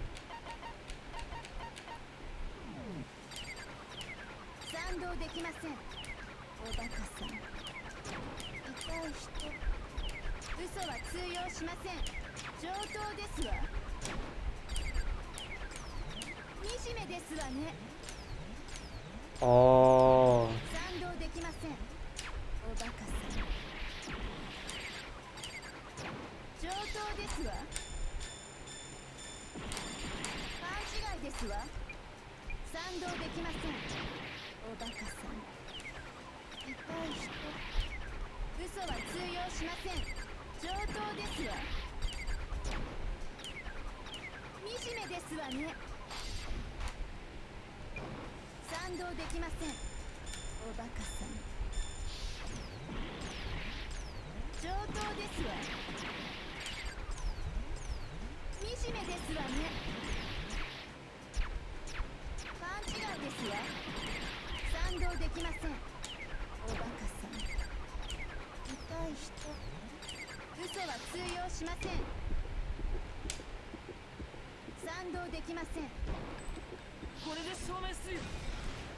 Wow, fuck this shit, man. Wow, I almost died, man. Negative, just press 1 per word. Once per word. Once per word. Negative, just press once per word. I don't get it. Also, whenever the words pops up, I press it, is it? If you're asking for proof that the dolly moved, I have it right here. When I found the dolly in the repository, one of the wheels had a bloodstain on it. There was a pool of blood in the equipment room with a tire mark in it that matched the dolly's wheel strap. The killer probably rolled the dolly through the blood on incident as they wheeled the body out of the room. And as the blood dried on the tire, they moved the body into the repository. So there is my proof that the dolly was used to move Taka's body. Jeez, does Celeste really hate me that much? Well, anyway, that's just something we had to get out of the way. Let's get back to the main subject. Yeah, the subject of how robot justice didn't do it. So if it is not a killer robot, then what kind of robot is it? That's an idiot thing. I'm not sure that really matters. I'd be happy to explain why the occupant of the suit couldn't possibly be the killer. If you look back on how the body was transported, it will become immediately obvious. Oh, because it's too low, right? That shit need to bend down. What does he mean by that? Let's do it, man. Robot justice costume. You know, Taka was killed in the equipment room, and from there, the body was killed in the tarp and loaded onto the dolly. Now keep in mind that the dolly doesn't have a handle. Oh yeah, but even without a handle, all you have to do is bend over. Ah yeah, fuck. Crouch down, blah blah blah.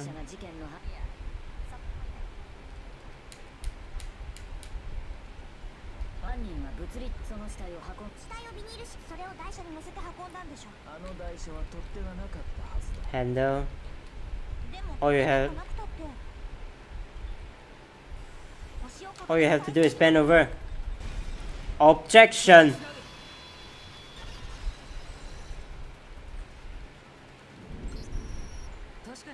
You're absolutely right that you could push a dolly without a handle if you stoop down low. But if you were wearing that suit, do you really think you could actually get into a position like that? What do you mean? Think back to what you said about when we were all checking out the suit together, remember? I'm blind as a bat in here, I can't see my feet at all. I'm surprised you got anywhere with this thing. I'm telling you it wasn't me. And not to mention, you totally can't bend at the waist. It seems like a pretty obvious oversight. When you're in that suit, not only that you cannot see your feet, you can't even bend at the waist. Am I right about that? Now that you mention it, yeah. It seemed like it'd be awfully hard to push that dolly if you couldn't bend over. Well, what's to stop you from simply pushing the dolly with your feet? When you can't see your feet, you really think someone could kick the dolly all that way? Yeah, it'd be totally impossible, not that I can say for sure myself.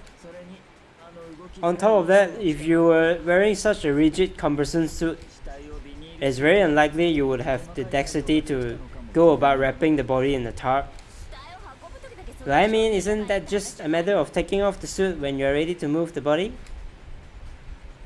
There's absolutely no chance that costume was to move the body, because you can't take it off by yourself. Take it! I don't think taking off the suit was an option, if you remember.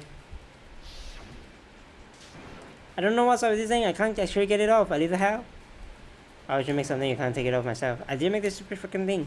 There's a clasp on the back that's keeping you from getting it off. Looks pretty steady, I don't think you can get it off on your own. What's up him? Okay, That's true, it seems impossible to put the suit on or take it off without help. Then you really can't take it off by yourself? Hiro wasn't just making it up? Oh, of course, I wasn't making it up! If he could have gotten it off by himself, I don't think he would have let us see him wearing it. Showing up in a suit was basically an invitation for everyone to suspect him. Yeah, that's right! So it's really true that robot justice couldn't have moved the dolly. To be clear, whoever did move the body, it couldn't have been Hiro in the robot suit, correct? No, wait, just a second if you please. Have you forgotten about the picture that I took? You all got a good look at it, did you not? The image of Hifumi being dragged away by robot justice. If whoever was in that suit is not the culprit, how do you explain that? Besides, do you remember what the now deceased Hifumi said? How did you get hurt? The guy hit me. What guy?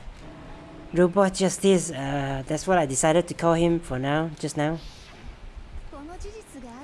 Just as long as those facts exist, the proper conclusion is beyond question. The individual inside the suit and the culprit are one and the same. It was Hiro, without a doubt. Yeah, that's gotta be right. Are you serious? We just did all that to prove not him, and you just fucking believe her? Are you serious? Are you fucking serious, Hina? Hold on a second! It's still too early to reach that conclusion. Besides, there's no hurry to decide who did it. Before we rush to a verdict, shouldn't we explore every single possibility? Instead of seizing on one viewpoint, the truth is uncovered by analyzing things from every angle. Perhaps, but where do we go from here? Let's review this series of unfortunate events from the beginning. Maybe we'll uncover something new. What a pain in the ass! I don't disagree, but our lives are on the line. If this is what it takes, we have to do it.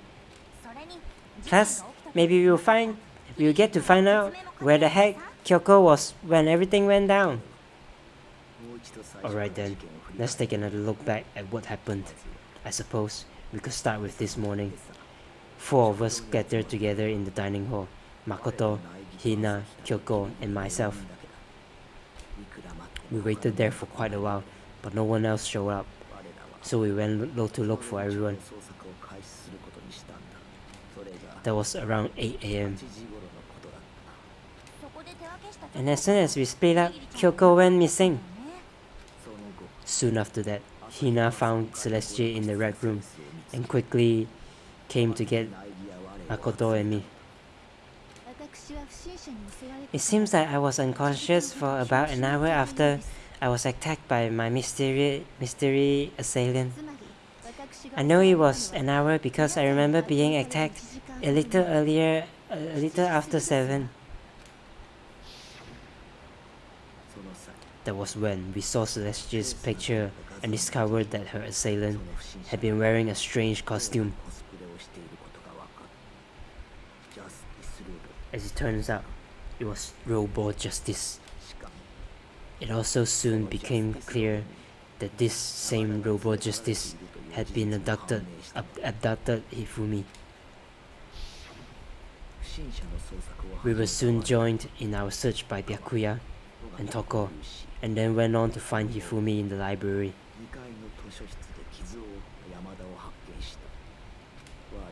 He was injured, so we took him to the nurse's office and resumed our search for the suspect. But not long after leaving the nurse's office,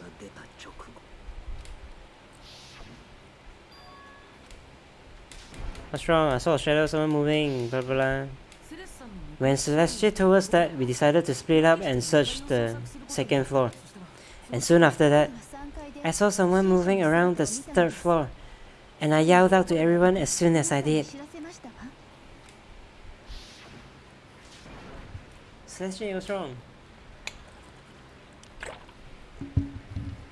Rather intense scream, blah blah blah. I saw him in a strange costume, man. He ran over as soon as I screamed. I was blocking the stairs, so he headed blah blah blah blah. And then... Wow! Huh? What was that? Came downstairs. Hifumi, we have to go back. At that point, we decided to divide up to 2 groups. Celestia, Hina, and I went back to the nurse's office, while Sakura, Byakuya, and Toko chased after the suspect. When we got back to the nurse's office, we found Hifumi dead. And that's when we heard the body discovery announcement. I left Celeste and Hina there and headed back to the third floor to let the others know what had happened. Meanwhile, we had just discovered Taka's body in the equipment room. We must have found both bodies at almost exactly the same time, because we heard the same announcement not long after we discovered his body. And that's when I told you guys about Hifumi. And then the three of us headed for the nurse's office. But right after we left the physics lab, we ran into Celeste, who arrived after us, and she told us the same thing, very surprising. Hifumi's body has been disappeared. We rushed back to the nurse's office and saw that she was right. Then we remembered we'd left Toko passed out in the equipment room, so we hurried back again. This can't be happening. But when we got there, we discovered that now Taka's body had also gone missing. Next thing we knew, we were searching for the school for 2 missing bodies. And after some time, Celeste informed that she found the bodies, and we all headed to the repository, which is where we rediscovered the corpses.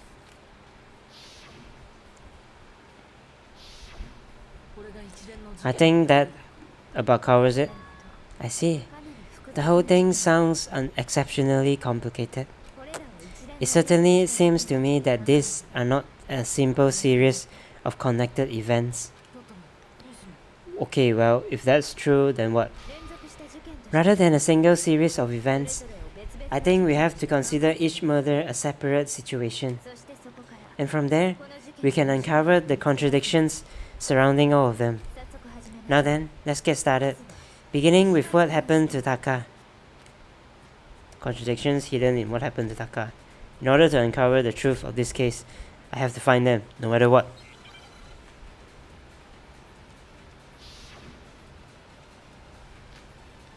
Monokuma file, okay.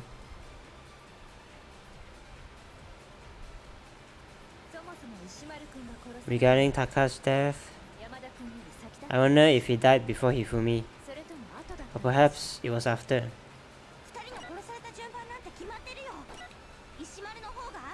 Taka came last. No, he didn't. What makes you say that? Because numbering of the Justice Hammer.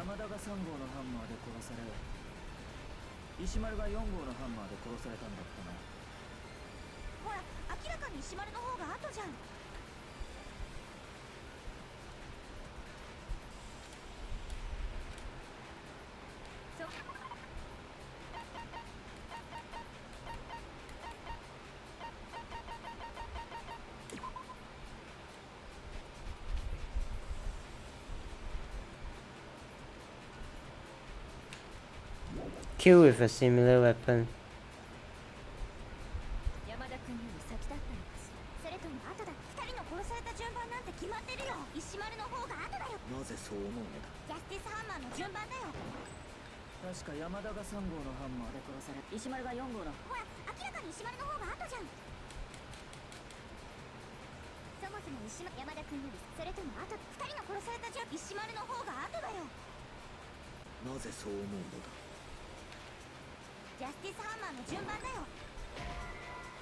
Eh? Not correct?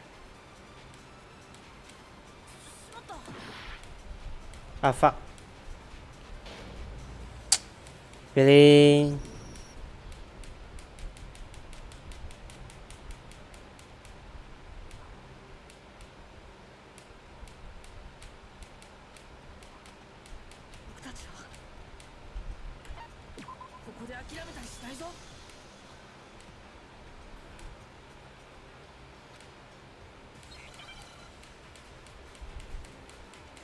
Fuck it, hate that rhythm shit, man. If it wasn't that rhythm shit, I wouldn't have been so screwed up right now.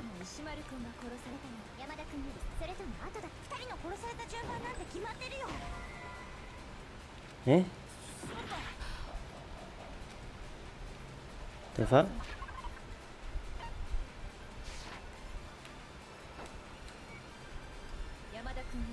Can I change bullet or something? I can't change bullet.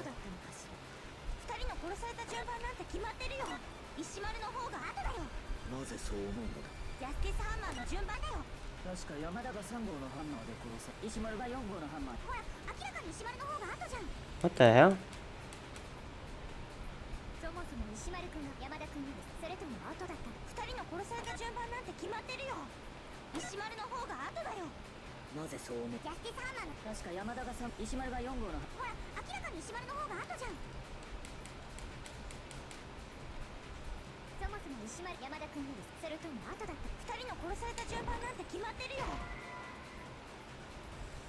The fuck?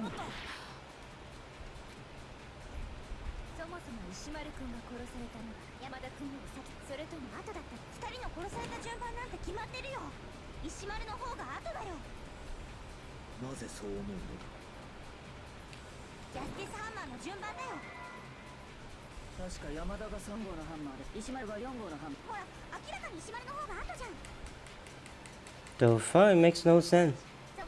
There's only two statements.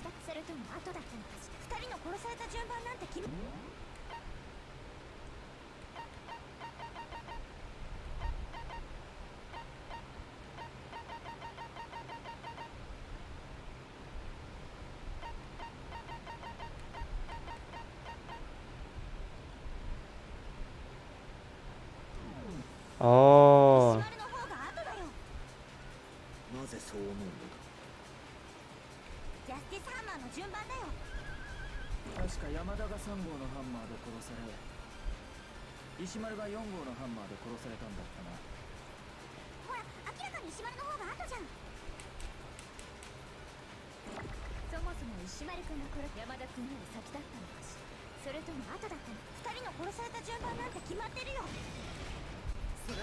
Objection!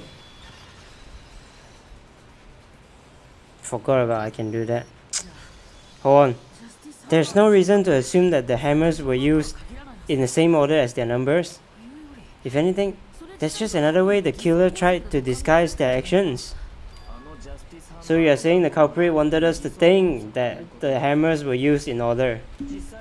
But in reality, Taka was killed before Hifumi. Okay then, let's see the proof. Evidence that proves Taka was killed before Hifumi. Yeah, at the time, right? What time? Hangman's Gambit. What was this? Wristwatch, right?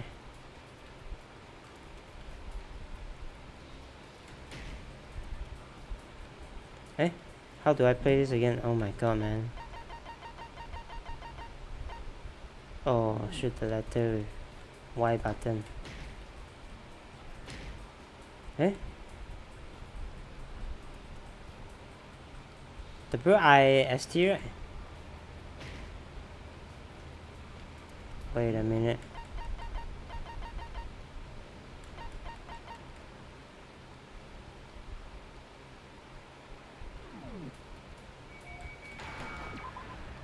Oh my god.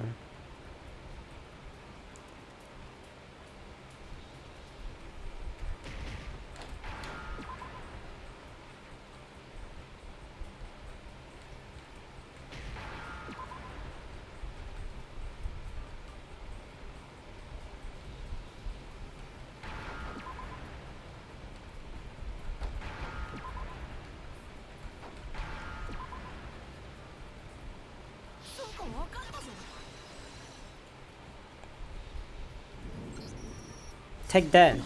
I've got it. Taka's wristwatch. See? Look, it broke with the hands pointing just past 6 o'clock. It must have gotten broken when he was attacked by the killer. Because as of last night...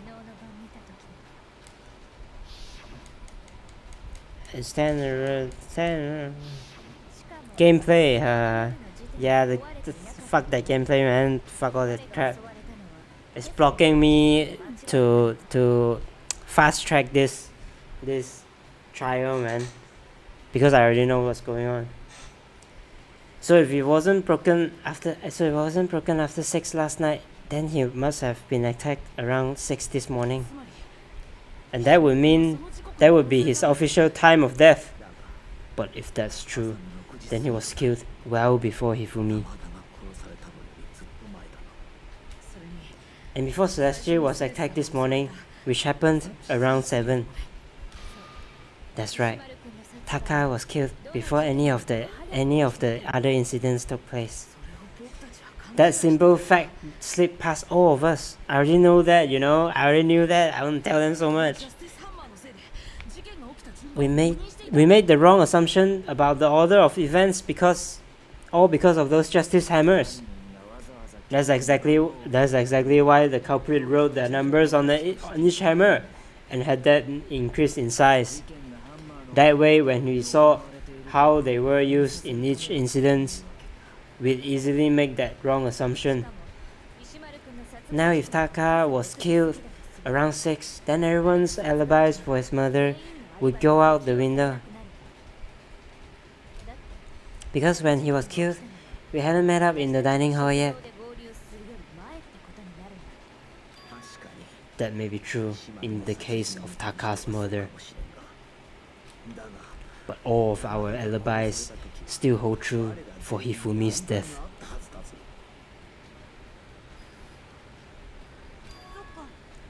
That's right. With him at least, we are all safe. That's because Hifumi wasn't get killed.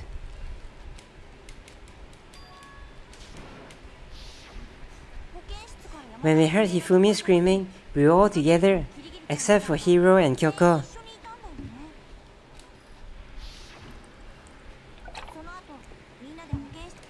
Then we all ran down to the nurse's office to see his body. That's totally true, we are all in the clear. Oh, I know, they must have recorded him screaming on a tape or something, then played it later on. If that's true, where's the tape? I don't know. Then just go making up stuff. Anyway, we all have rock solid alibis for when we heard Hifumi scream. Since all of us were there together, clearly none of us could have killed him. And it does not stop there. There was also the moment when we discovered his body had disappeared. When his body vanished from the nurse's office, Hina and I were in the bathroom together, while everyone else was in the equipment room, correct? And then there's the disappearance of Taka's body from the equipment room.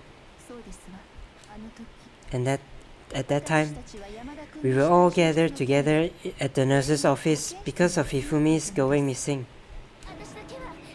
Well, don't forget I was passed out in the equipment room the whole time. Well, wait, what if Genocide Jack did it? She could have dragged Taka's body out of there right then. Even if she could pull that off, there's no way she could have done the same with Hifumi's body. Because, as we just established, she was passed out in the equipment room when his body disappeared. Besides, I didn't do either of them anyway. In other words, it is impossible that any of us could have killed Hifumi or moved either of their bodies. On another hand, Hiro and Kyoko had disappeared, so they most certainly could have done those things. So what now, Kyoko? For now, we can't get fixated on who did it, or we'll just keep going around in circles. So instead of who, I propose we start talking about how. In particular, I think we need to figure out how Hifumi's body got moved. That's true. We searched everywhere, but we couldn't figure out how to explain his body disappearing. Because he didn't! He moved! He wasn't dead! And according to what Celestia said, we could not have been gone for more than a minute or two though. So then the killer was able to go shut down time, it seems so. His body apparently disappeared in the 1 minute her and Hina took their eyes off of it. Well, to carry that much weight from the first floor up to the third, in that short amount of time. Oh man, yeah, there's no way. It'd be impossible. Wow, what if I told you there was a way to make the impossible possible? What? How? If the dead body were to move itself. Yes, Kyoko, yes, finally someone with a brain.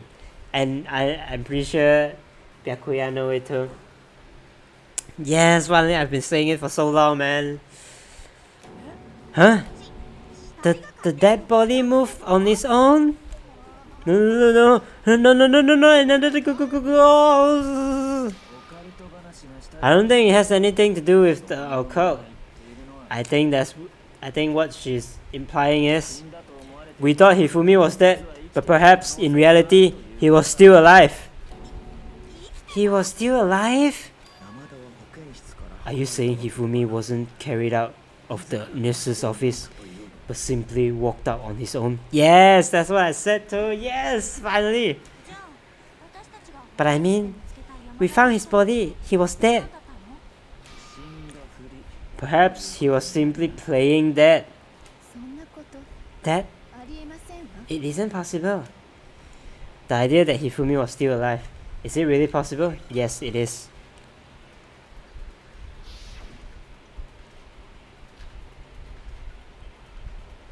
Broken wristwatch? Are you saying that when we first... there's a chance that he was actually still alive? Hifumi was dead without a doubt. And you know that how? Surely you heard the body discovery announcement with the rest of us? The dead body Hifumi's dead body has been found, and that's why the announcement was made. Are we really so sure about that?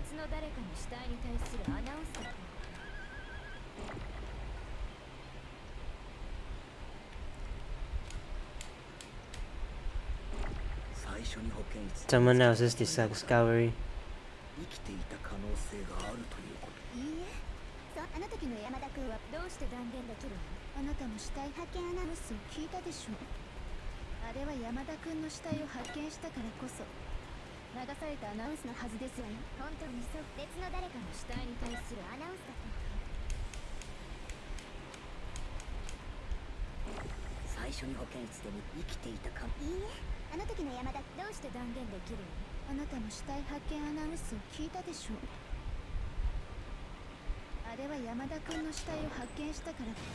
Objection!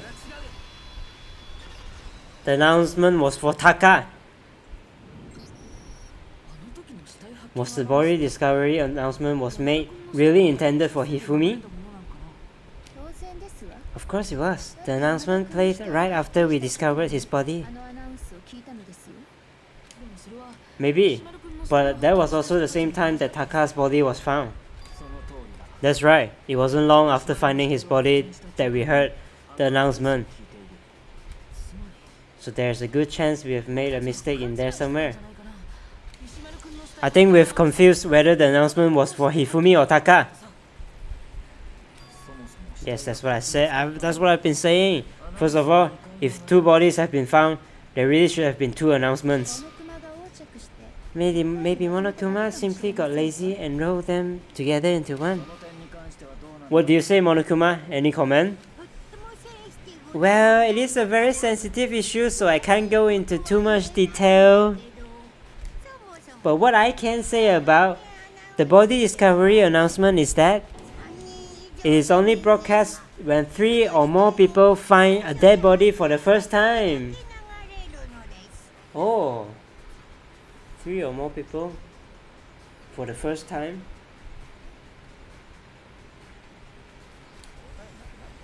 That didn't answer our question, man. We are asking if you are a lazy bum.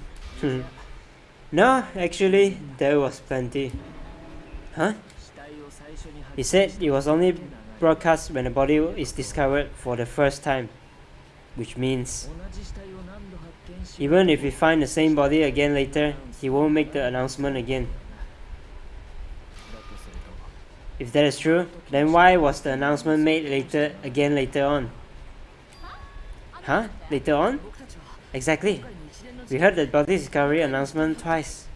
The second discovery body announcement. The first time we played was when we found each bodies in the equipment effects. The second time was when both bodies were rediscovered. Take it! We heard it the second time in the repository when we rediscovered the two bodies. Ding dong, ding dong. Class trial will begin. It didn't seem weird at the time, but it contradicts what Monokuma just told us, doesn't it? Exactly. If we were rediscovering both bodies, the announcement shouldn't have been played. Then in reality, when the two bodies were rediscovered, one of them was actually being discovered for the first time. So, when we found Hifumi for the first time in the nurse's office, he wasn't actually dead yet. Meaning, he wasn't actually found dead until we came upon him in the repository. And that's just part of it. There's one other thing that leads me to believe he was still alive in the nurse's office. Oh, I know. Because he was super good at playing that. Bada bing boom boom. That's the worst logic I've ever heard. But honestly, I do not think there's anything that can prove she was still alive. Well then, let's take another look at the events surrounding the discovery of his body. Then it should become clear whether he was really alive or not. This whole thing is pointless. Hifumi was still alive?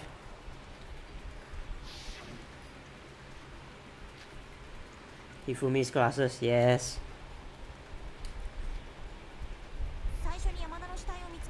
There's one thing we do know. The first time we found Hifumi's body was in the nurse's office. And then, while me and Celestia were in the bathroom, his body disappeared. And the next time we saw his body, it was in the repository. But you compare his body before being moved, his body after being moved. Wait, press wrong. Fuck me. I didn't read carefully.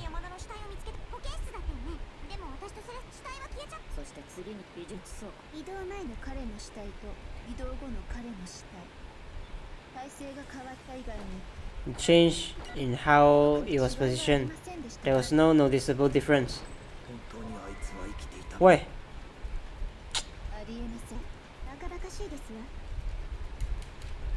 Fuck me. So much trouble.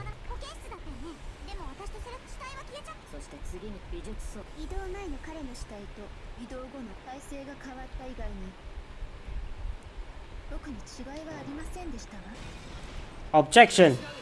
This is where I prefer Ace Attorney than this game. All this crap, man. It's fun for the first few times, but it's becoming a hassle. In fact, there was one clear difference between Hifumi and in the nurse's office and the repository. His glasses. That fact alone proves that he was only playing that in the beginning. Perhaps you'd like to fill the rest of us in? When we found Hifumi in the nurse's office, his glasses were covered in blood.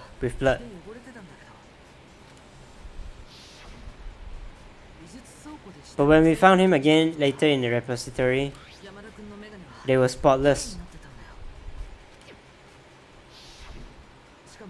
And I found the item he used to wipe them clean in the nurse's office trash can.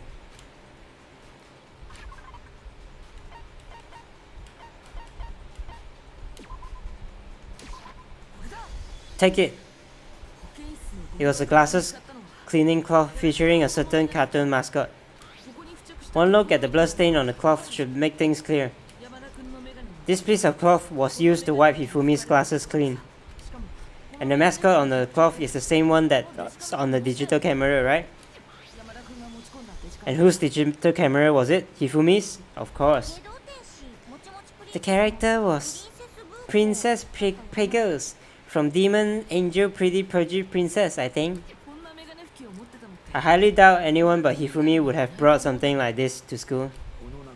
I see your point, and the only people here who wear glasses are. I wouldn't be caught dead using a tacky piece of garbage like that. A few tissues is all I need to keep my glasses clean. Then there's no question.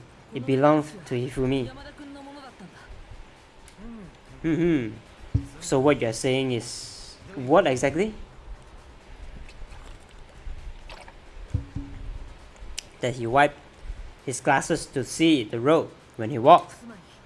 What I'm saying is, the blood on his glasses was wiped away using his own glasses cleaning cloth. Even if that's true, it does not mean he wiped the blood off himself. But who would benefit from a clean pair of glasses other than the glasses owner? That's a good point. Then it must have been him, right? So let's assume that Hifumi was still alive in the nurse's office. If I see Byakuya use that, I'll cry and roll on the floor. Oh man, that would be quite the sight. And that would be so stupid, man. I can't bear to see that. I like Byakuya, so I don't want to see that. He pretends to be dead. Then, when he's alone, he wipes his glasses clean so he can see. Then he stands up and walks out on his own 2 feet. And with that, the impossible task of moving his copious corpses becomes possible, wouldn't you say? But then, if he was just pretending to be dead, what was before that blood? Was it pain or something? The fridge in the nurse's office contains packs of blood for emergencies. He probably used one of those. He figured if he was gonna play dead, he should go all out. So he just dumped it everywhere. But he got crazy with it and had to wipe up his glasses off when he was done. God, what an idiot. Nice. His dead soul is right next to you, man. And if Hifumi was still alive at that point, the appearance of Taka's body is easily explained. It should be perfectly obvious who must have moved Taka's corpse. The one who moved Taka's corpse is Hifumi. Take it! It could have only been Hifumi. While we were all gathered in the nurse's office, he went to the equipment room and took Taka's body. That also explained how the door to the repository got locked. The door was locked? Well, after the bodies disappeared, we all went looking for them, right? So me and Sakura headed for the repository. But when we got there, the door was locked. And the repository door can only be locked from the inside. Which means, when Hina and Sakura got to the repository, someone was already inside. And it could only have been in Hifumi, who just finished stashing Taka's body there. He convinced us all he was dead, and when he saw his chance, he dragged Taka's body to the repository. So Hifumi wasn't just another victim in this case, he was one of the assailants. But that means he took part in the murders. I just can't believe it. If you're having trouble, would you like me to show you one more piece of evidence? There's one more? Oh, absolutely. The single biggest fact pointing to his involvement has yet to be revealed. You know what I'm talking about, right, Makoto? The item he took off Taka's lifeless body? The thing that Hifumi stole from Taka, could it be?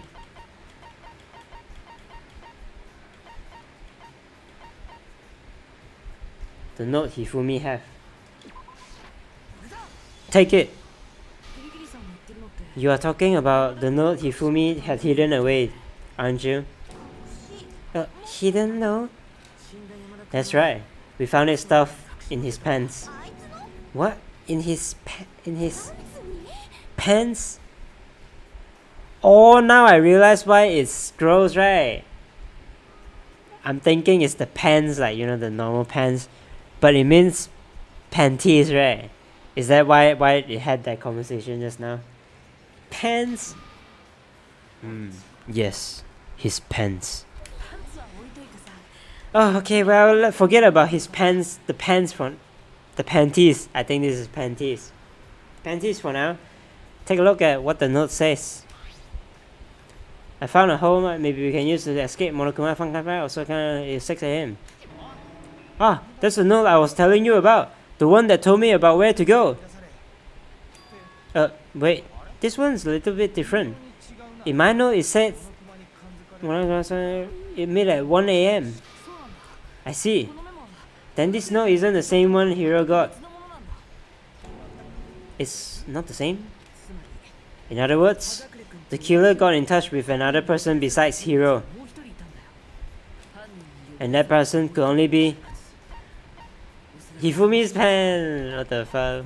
Taka, of course. Take it! That's right, Taka. The killer used this note to draw out Taka and murder him. Hello, over there, objection, objection! I don't really understand what's going on, but Hifumi had that letter, right? So whoever wrote it wasn't drawing out TikTok. They were drawing out Hofi. What? Just to be clear, TikTok is Taka and Hofi is Hifumi, right? Oh yes! Why must you ruin it every time? What's that problem, man? Did she really hate her big poop so much? Man, Genocide Jack is really scary. Seriously scary, but still. I can't let her get to me.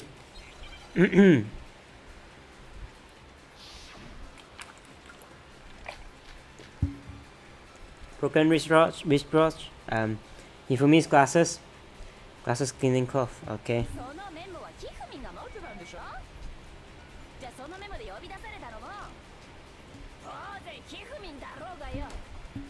Oi.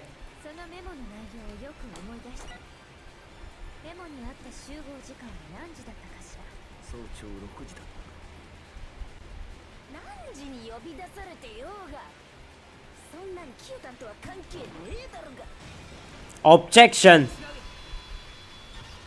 Thanks, Stockholm. You're quite easy. No, there's absolutely a connection. What? What the hell are you talking about? The note said it's meant to meet at 6 AM, which is the same time Taka was murdered. We've already proven that using his wristwatch. But there's more. Look where the note says to meet. The equipment room, right? That's where Taka was killed. I see. So Taka was murdered at both the time and place written in the note. I think that should be plenty to show that this note was definitely meant for Taka. Wow, when you put it like that. No further objection. Then someone used that note to trick Taka just the same as me. Yeah, the culprit really is a cold-blooded monster, telling people they found a way out.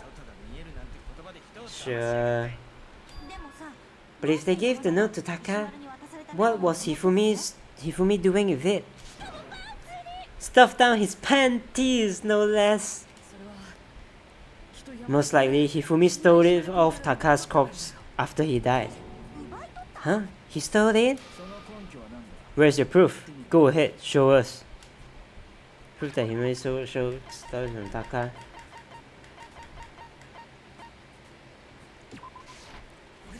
Take that. When I searched Taka's body, I saw that his lifeless hand was gripping a small scrap of paper. If I'm right about this sheet of paper the sheet of paper this piece came from is? I knew it. It fits perfectly with the note we found hidden on Hifumi. Then Taka's scrap and Hifumi's note. Yep, they are from the same piece of paper. Hifumi had the note meant for Taka, while Taka's corpse still grabs a small piece of that note. There's only one way to explain it. Taka died clutching the note. Hifumi tried to free the note from his death grip. That death grip, leaving behind only a small scrap. Did I get all that right? Yes, you're pretty smart, Sakura. That means Hifumi knew the note was important. Exactly, which proves that he was an accomplice in the murder. Whoa. Yeah, after seeing all this, Hifumi was super involved in this whole thing for sure. In fact, he was behind the whole thing. In fact, he's still alive. You dumb fuck. No, he wasn't. No, he's not. He isn't. Sorry, no. When we found him in the repository, Hifumi was truly and completely dead. The second body discovery announcement proves that. So then, who killed Hifumi? Whoever did is the mastermind, the true killer. He was killed in the repository, so he must have been killed not long after transporting Taka's body. So he must have been killed after Taka's body vanished, but before we found both bodies in the repository. Hagakure is such a numbskull, but I still love him. He's alright. I was really sure it wasn't him. Even everyone is suspecting him, to be honest. And what was it? Yeah, he's alright. He's pretty stupid. Did you know Hakagure is older than anyone? Cause he had to repeat classes. So sad, man. And he's still so dumb, so sad. Cause he's a genius, of course. Yeah, genius at failing everything. I mean, he made good money though, so that's pretty good, I guess.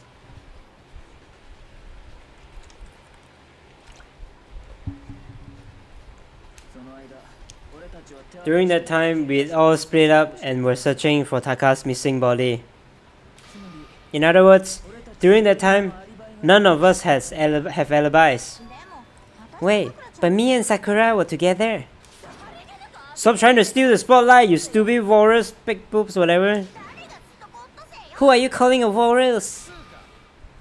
Anyway, when they were killed bothers me too. But there's something that's been bothering me even more. And what might that be? The weapon they used to kill Hifumi. The weapon?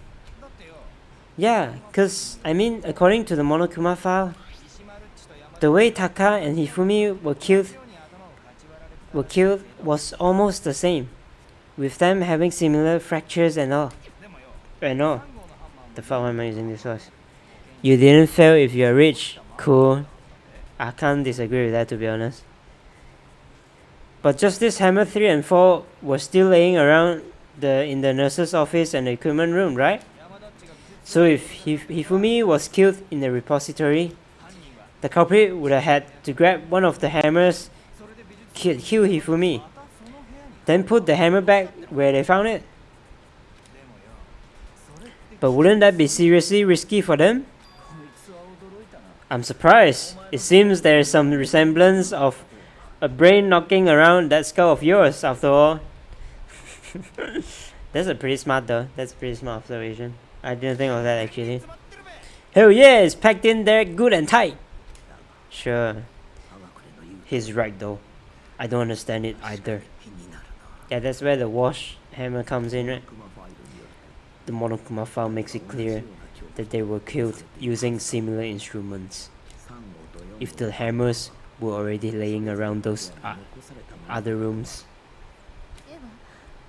So the question is, how could the culprit have gotten their hands on either of the hammers? Personally, I haven't have a clue. So which hammer was used to attack Celestia? Number 1 or number 2? Those were accounted for in other rooms too. And I don't think either one is big enough to kill someone. Is it not possible they used a different weapon? I don't think it is possible. They were both killed with the same kind of thing, right? So then, what was used to kill Hifumi? The whole picture surrounding this case won't become clear until we figure that out. Somehow I have to find the truth.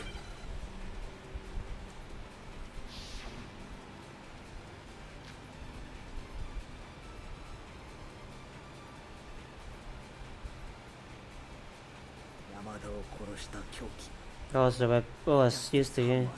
Was it just this hammer? Was it just maybe just this hammer 4? Maybe just this hammer 4? Well, whatever it was, there's one thing we have to figure out. How was the culprit able to move so freely with the weapon? How did no one saw that just hammer 5? It's about to make its appearance. Check out the gear. Let's see if we can pick here. Then we have the one of the Justice Hammers. And that's about it.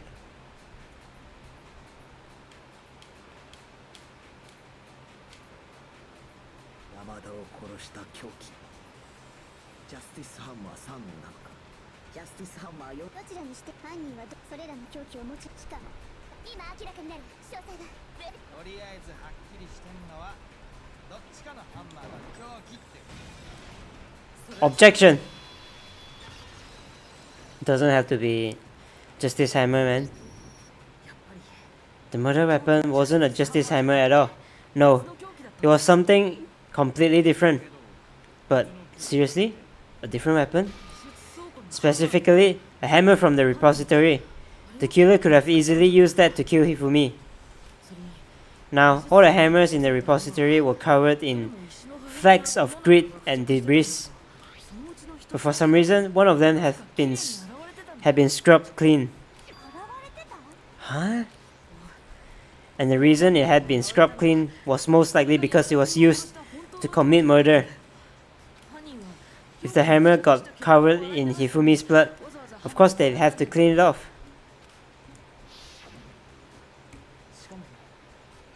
I'd also like to point out that the repository has all kinds of hammers, big ones, small ones, and even some flat, more like ones. I think whoever made Justice Hammers used those as a basis for their design.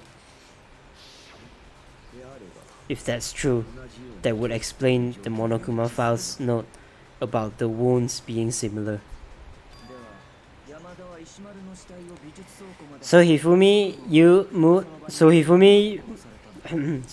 moved Taka's body to the repository where someone then used a hammer to kill him.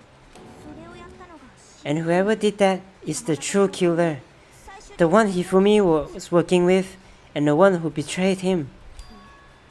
Hold on a moment, I still think it's strange to assume that someone was working together with him.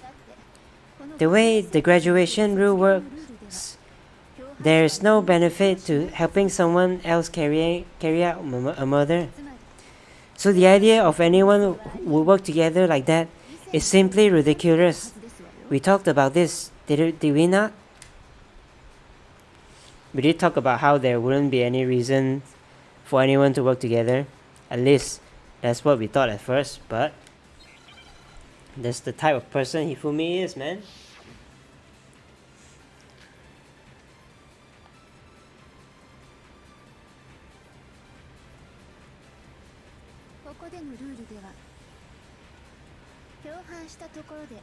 Even if more than one person is complicit in the murder, only the one who actually carried the act can graduate and survive. Assuming the rules hold that, it is simply impossible that two persons work together like this. That's how the rule works, explained to us. But it only replies if there's one murder, right? In this case, there were actually two murders.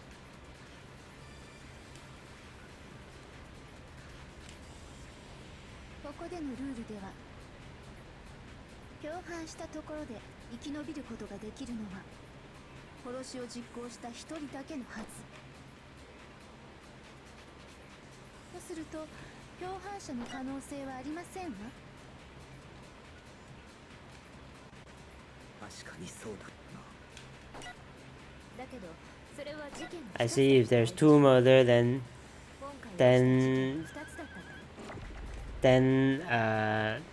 accomplice is possible, is it?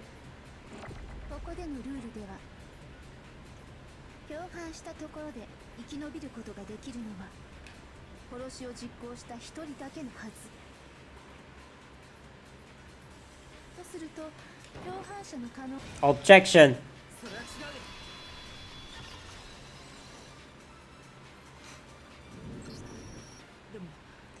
Since there were two murders, it is at least possible that more than one person was involved. What do you mean? If there had been only one murder, then yes, the idea of an accomplice isn't really worth considering. Naturally, if only one person can be saved per murder, an accomplice has no risk versus reward benefit. Risk versus reward benefit? The payoff for working together. The reward that balances out the risk of taking part in the scheme. There's no point in being someone's accomplice if there's no benefit to you. However, if there were some potential mutual reward for the risk, then cooperation becomes possible. You're saying that two people could act as each other's accomplices to commit two separate murders. I think that's how the true killer told Hifumi they would each have an accomplice for their crime. And based on the case's events, Hifumi would have been the first one to act, murdering Taka. They made him carry out the first murder so he couldn't back out of helping them later on. So in this case, there wasn't a single person committing multiple murders. Instead, each person killed someone, creating two separate incidents. And it only looked like one person because that's how the true killer designed it to look. A single suspicious individual, a similar weapon used in each crime, disappearing bodies. By creating one seamless set of circumstances, they made it look like one person was behind it all. The mastermind picked their target and managed to convince him to go along with their plan. And then, to avoid the no accomplices lure, they simply killed their accomplice. Which, if true, means that betraying Hifumi was part of the plan from the very beginning. That's just awful! How could anyone be so cruel? You think so? I can't help but admire his cunning. Still, their choice of accomplice seems odd. The effort to convince us the two murders were the same. That was the main characteristics this time. Kyoko must have noticed that fact from the very beginning. I noticed it too, just so you know. Which is why she said not to look at this as a series of connected events, but entirely separate incidents. Kyoko really is amazing. Although, when you think about it, she is almost too amazing. Like, it is almost unnatural how good she is at this. I understand how an accomplice could be involved. But then, who was the one pulling Hifumi's strings? That's the problem numero uno right now. The true killer manipulated Hifumi and to carry out a number of actions, and in the end murdered him. in the debates up until now, the way the case has unfolded, when you consider all that, there's really only one person who seems to fit. Select someone. That would be Celestia. I told you I'll get you, fuck you. Take it! It was Celestia. Huh? So I'm the suspicious individual now, am I? I really do hate this kind of joke. A joke? I wonder. So what you're saying then is that I specifically chose to work together with Hifumi? The idea that I would choose to spend any amount of time interacting with him, that I would go within 10 feet of that shit for brains, that lazy, worthless, goddamn idiot.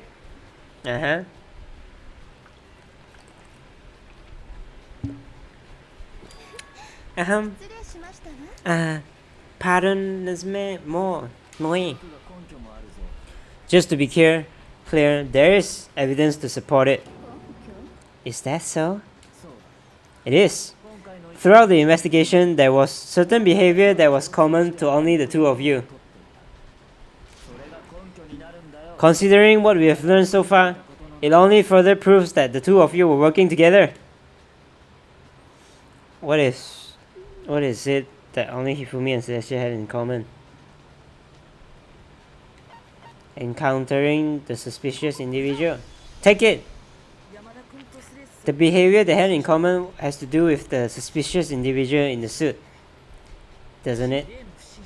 The only ones who ever actually saw Robot Justice firsthand were Celestia and Hifumi. Shush, the adults are talking right now. So sorry. As he said, only Celestia and Hifumi ever laid eyes on the costumed individual. If we accept that Hifumi was the one of the culprits, we can't help but suspect what Celestia has said as well. Are you saying everything they told us was a lie? After taking Hifumi to the nurse's office, we all began our search for this individual, correct? And not too long after that, do you remember what Celestia said? I saw a shadow, something moving around in the shadow. Yes. See, I said it from the beginning. She was leading us around for no fucking reason. See, this is what I meant. Detective, man. Damn, son. I was right from the beginning. We headed to the second floor specifically because of what she claimed to have seen. Next, to draw us out to the physics lab, up on the third floor, she let out a blood-curdling scream. And when we'd all come to see what was wrong, what was it she said? She said it was wrong. Saw a strange something, someone, blah blah blah, ran off. Once she'd done her job of getting us all up to the physics lab, it was time for her partner to get to work. No! Huh? What was that? Okay, That was what I was saying. Man. So I was right, huh? There was no plot twist. It was to get us divided into two groups so that we would discover both bodies at the same time. In fact, Celestia was precisely the one who proposed that we split up. They want to split up the groups. I'll lead the hunting party. That seems so much more interesting. Very well. Makoto and I, you come with me to this nurse's office. I'll leave the capture of the two suspicious individuals to you, blah blah blah. Well, if Celestia and Hifumi were working together, all those chance events suddenly become connected. And on top of that, that piercing cry of yours early on, it's pretty shit acting. That was to signal Hifumi, wasn't it? It was your way of telling him, we are on the third floor. Everything's going according to plan. Why else would you let out a scream that could have carried across the sea. I just realized another strange thing. When we found Hifumi in the nurse's office, who we now know was only pretending to be dead, I certainly was not expecting this. I did not imagine that Hifumi would be murdered. Celeste, you were the first one to say he'd been murdered. You wanted to make sure we wouldn't have any doubt in our minds.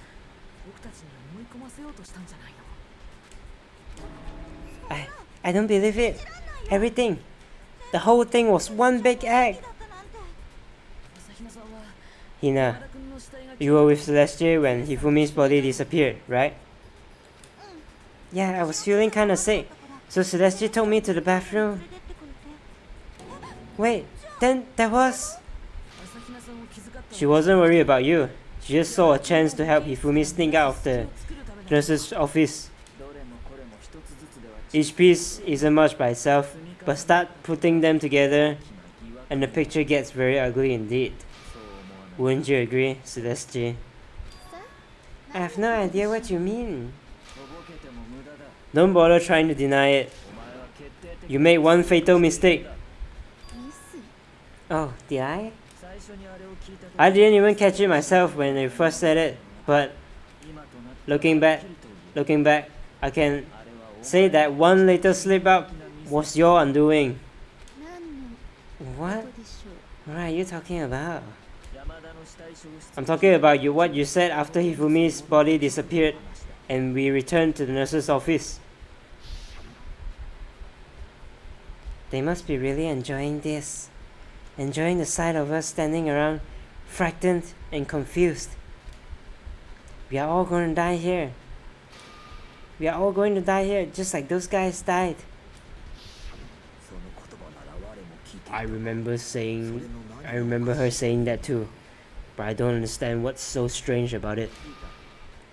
Then pay attention. Sakura, Toko, and I were first to discover Taka's body in the equipment room.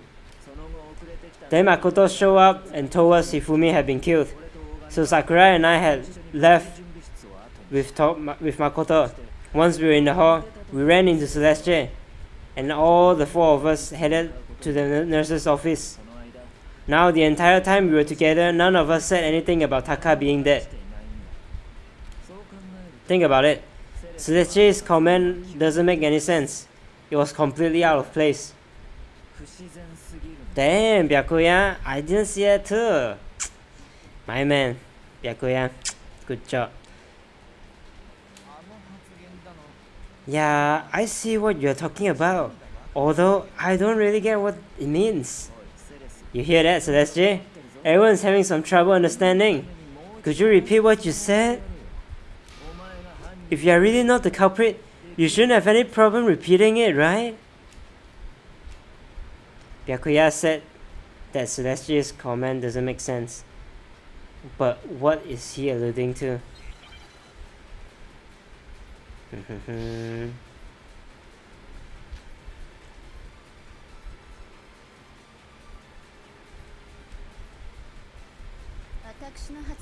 All I said was, they must have been really enjoying this. Enjoying the sight of us standing around, frightened and confused. They must be positively elated. We are all gonna die here. They are going to die just like those guys died. And that's all I said. And that's all it takes to finish this. It's obvious, isn't it? What was so strange about Celeste's comment?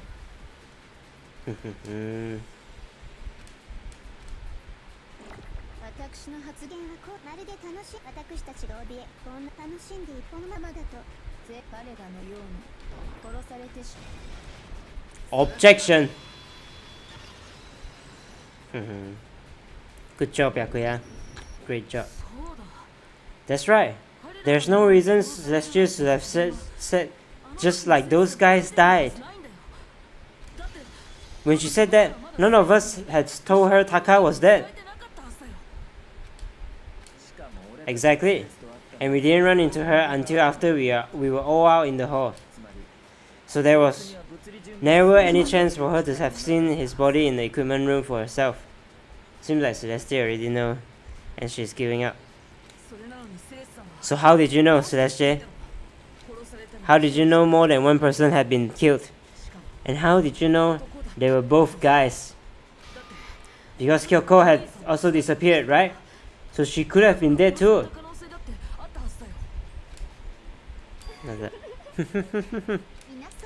You have such vivid imaginations, you know that? Imaginations? You claimed that I was lying when I told you about the suspicious person I saw. Then what about the picture I took? How do you explain this picture of the costumed villain dragging Hifumi away?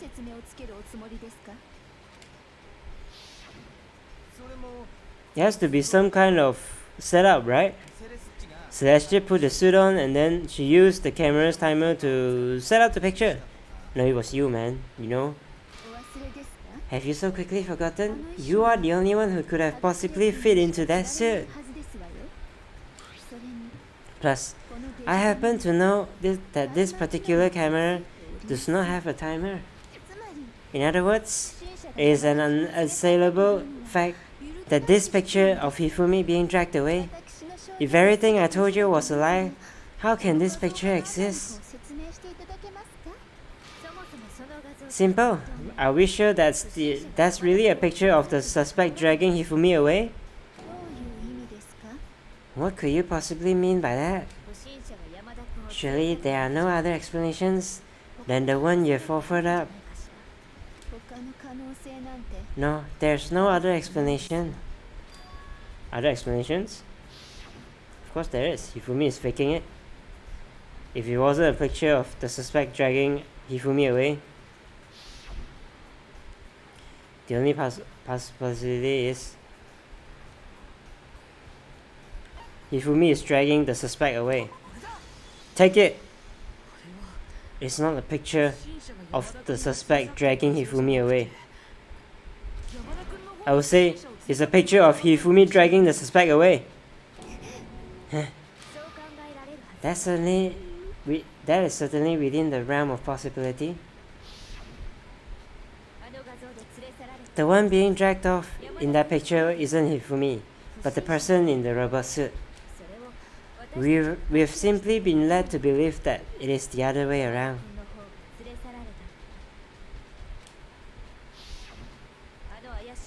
And a strange costume might only exist to lead us astray even farther.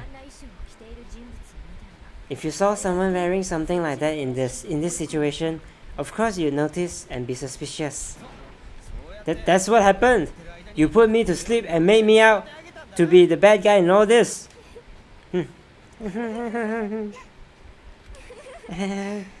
Such a thing is utterly impossible. Hifumi was dragging him away? Ridiculous. Is it? I don't think it's ridiculous at all. Then shut your mouth and allow me to educate you. Celeste thinks she can prove that there's no way Hifumi was dragging the suspect away. But is that really possible?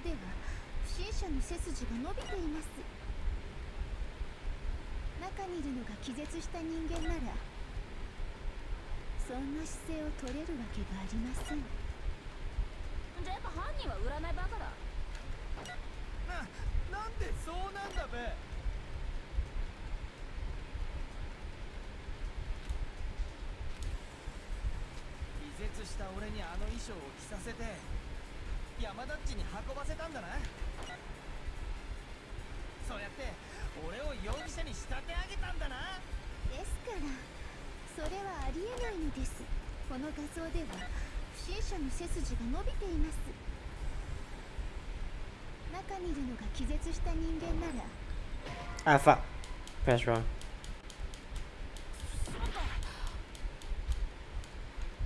気絶した俺にあの衣装を着させて山田っちに運ばせたんだな。そうやって。ですからこの画像では中にいるのが気絶し、そんな姿勢を取れるわけがありません。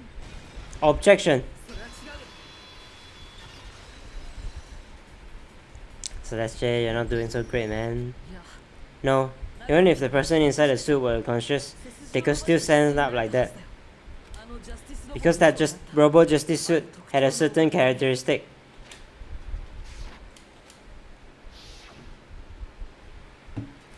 You totally can't bend at the waist. It seems like Piri always oversight. That's right. They totally made a mistake when they made it. So it couldn't bend at the waist. I'm not so sure that was a mistake. I think the suit was designed from the beginning to be used the way it was. Yeah. Celestia and Fifumi took the suit. They specifically designed and stuffed Hero into it. That's how they were able to fake that whole thing. The point of it all is to make us believe whoever was in the suit was to blame. Well then, I suppose this is checkmate. Checkmate? How? Celestia?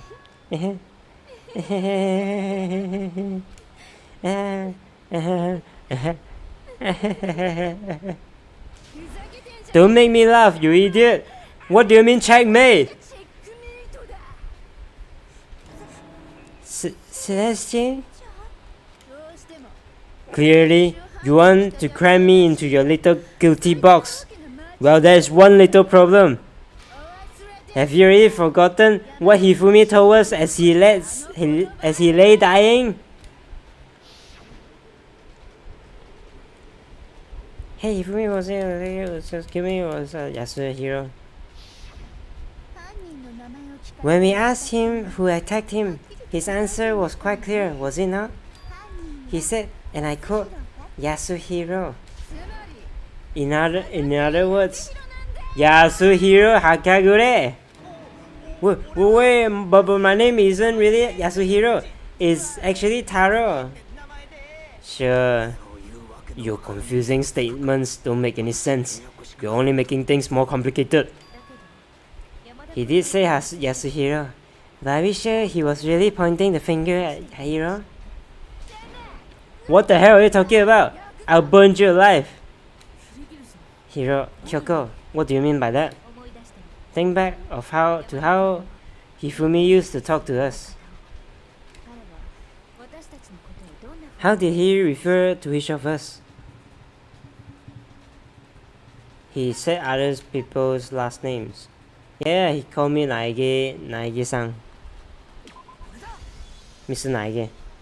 Take it. That's right, our last names.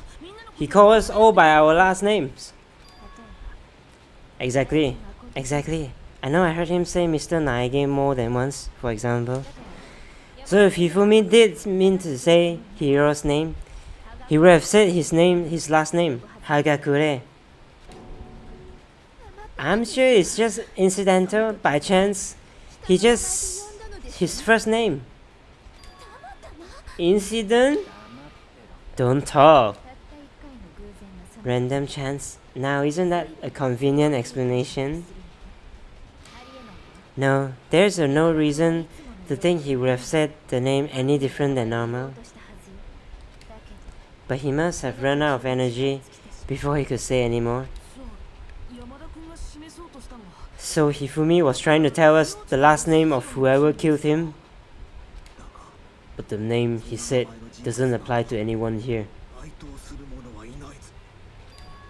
Well, no. Hold on. There's one person it could apply to. And that's Celestia. She never actually told us what her real name is. What did you just say? to think you take your false accusations so far. I don't know whether to laugh or spit. Come on, enough with your idiotic blather. Yasuhiro is a loser's name. Do I look like a loser to you? Well, do I? What? You think I've earned the right to be little on edge? Okay, then fill us in. What is your real name?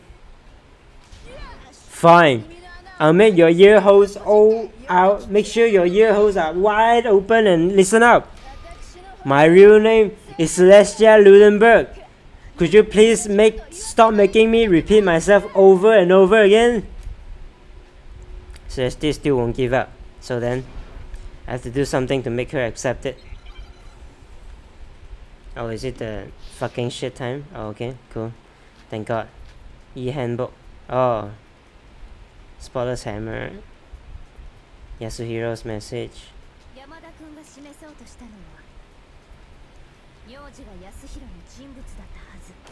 Yasuhiro. この中に安弘って名字の人がいるとしたら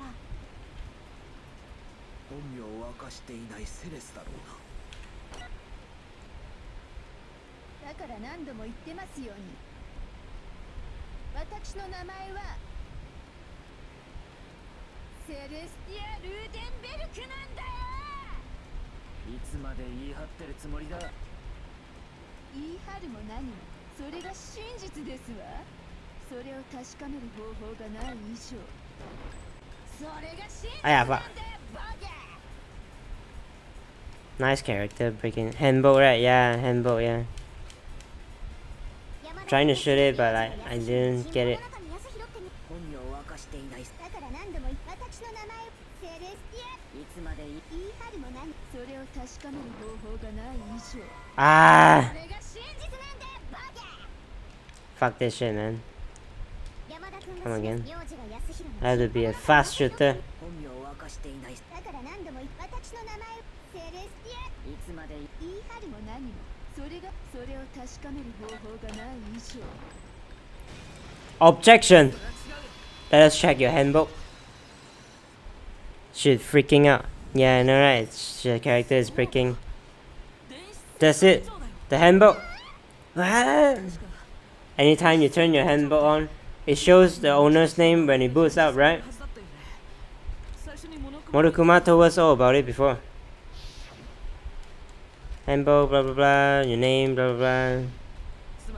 So all we have to do is to check her handbook, and that will clear up everything. That's how we can find out Celestia's real name. That's an invasion of privacy. I refuse to cooperate. Celestia, can you please just tell us what really happened? Please, just tell us. Even when I'm put in check, it's just my nature not to give out. Because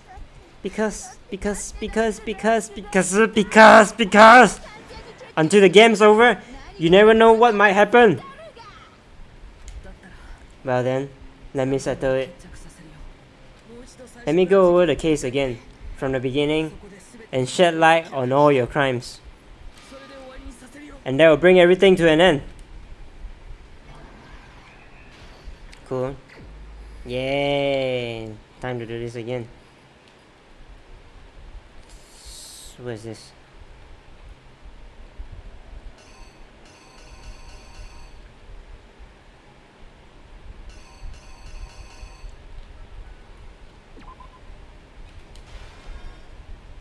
Uh-huh.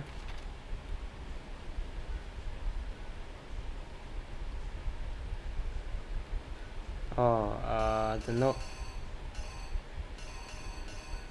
What the fuck, isn't this from the last time? But glad to see that picture is still here somewhere. I guess. 1 o'clock. Hero come here.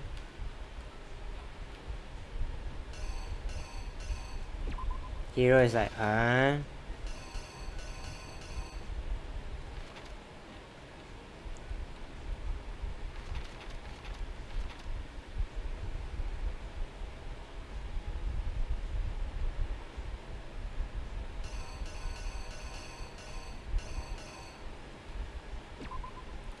let me take a picture.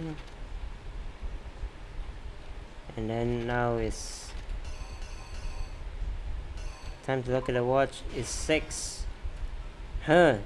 Whoa. Ah. Blah. A lot of blood in the hammer, on the hammer. Wait, is it this? Oh, no, wait, it wasn't this. It's this one.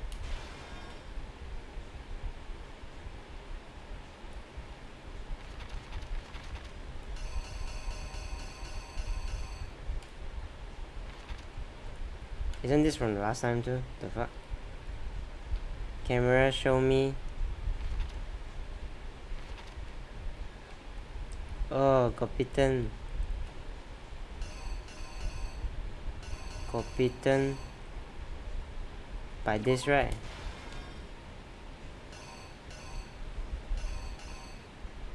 Or was it this? Looks the same.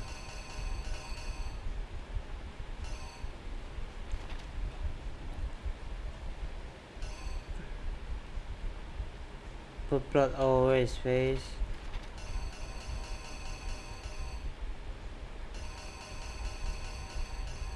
Put blood all over his face. And then what's this? This chips, right? I don't know what's this.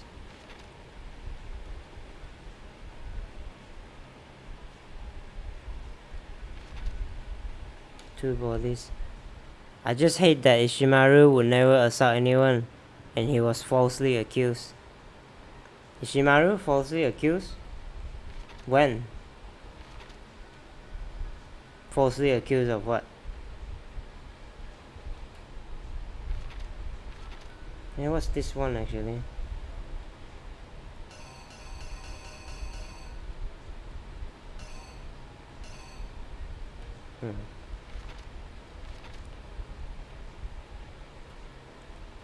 This one is pushing.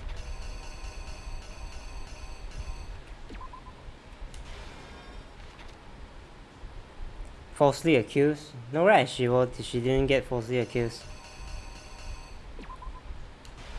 Bloody poster. Oh, really? There was a poster in the nurse's room. I didn't remember that.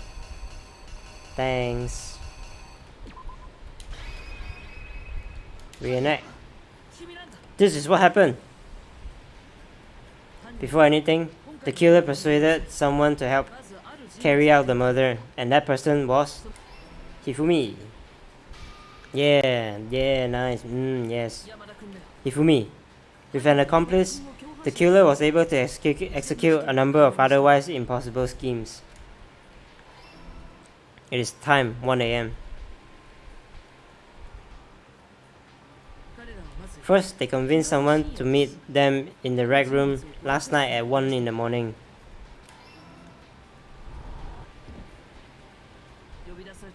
Oh, am I remembering wrong? Celestia said to Hifumi that Ishimaru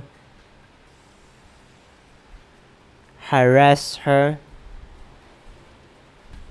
Did she? Maybe that's later because like I haven't seen it yet. That someone they met was Hiro. Oh wait, no, the blood poster is wrong, I think. Oh yeah, that's why I said it's from last time, right? The murderous duo intended to pass Hiro off as the prime suspect. So when they meet up with him, they drug him, knock him out, and stuff him into the Robo Justice suit. Take picture. Next, Hifumi positioned himself to make it look like Robo Justice was attacking him. Jesus, I can't remember shit anymore. GG. That's okay. While the killer used a digital camera to take pictures of the so-called assault. They did all this just to create evidence that would put suspicions onto Hiro. When they were done with him, they shoved him, still unconscious, into the pool room locker. And then finally, at 6 AM, they moved into the murder phase of their plan. They called Taka to the equipment room. Oh, boom. And that's where Hifumi killed him, making it the scene of the first murder. I said it's a bloody poster, but the comment come late. Yeah, I used the bloody poster actually, but yeah, let's see. The murder weapon was Justice Hammer 4, which was left there in the equipment room. The reason Hammer number 4 was used to create confusion about the order of the crimes. Was to create confusion about the order of the crimes. Yeah. So next, they falsified 2 more assault incidents. For these attacks, the killers pretended to be the victims to solidify Robot Justice as the suspect. Oh, I know where I put wrong now. The first fake incident was the attack in the rec room. There, the killer wanted to see Justice Hammer 1, number 1, and the Robot Justice picture they have taken. They wanted to make sure we bought the surprise attack story. The second fake incident was the attack in the library. This time, they planted Justice Hammer number 2 and injured Hifumi to sell us that story. With these 2 incidents, the killers were able to create a certain preconception in our minds that the suspect was increasing the size of the hammers and attacking people in order as they did. We fell right into their trap and started looking for the suspect based on that. But yeah, wrong. I didn't lay out. Okay, so sorry. Here is number 2, and then this one is number 3.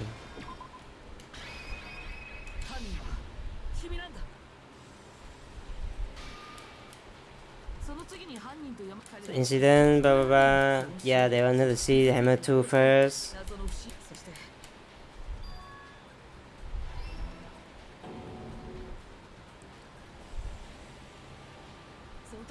While we did that, we left Hifumi alone in the nurse's office. That was exactly what Hifumi was hoping for.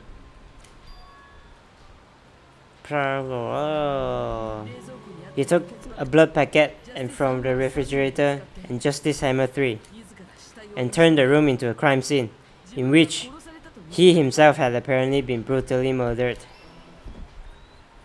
Loading is my life. Oh, is it lagging? That's quite sad. He let out a scream to draw us back, and when we returned, that's what we found. Meanwhile, the other group that had been searching found Taka's body at the same time. So when we heard the body discovery announcement, we naturally assumed it was for Hifumi. We left the nurse's office, and Hifumi once again took advantage of the situation. He simply got up and made his escape. When we learned his body has disappeared, we all rushed back to the nurse's office. And once again, Hifumi had the chance he was waiting for. This time, he snuck into the equipment's room.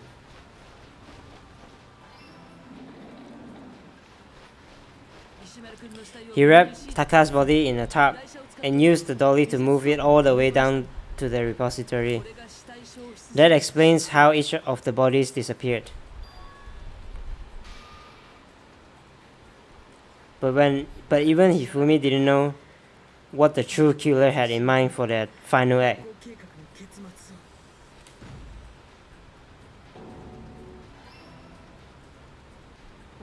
LMAO, they show all characters, but Celestia is the grey bruh. Because grey guy. Oh, it's because it was not determined yet, right? That's how it was on the other cases too. The plan all along was to kill Hifumi and get rid of the one person who could betray them. And they did it using an ordinary, everyday hammer from the repository. That should cover everything that happened in this case. And the villain behind it all is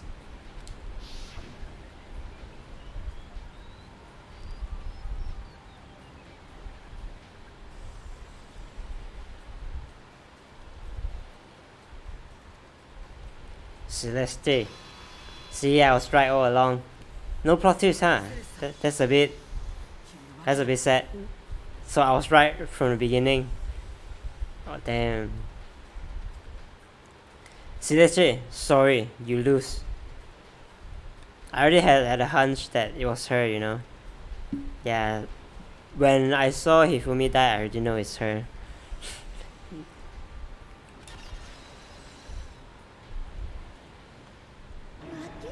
I lose.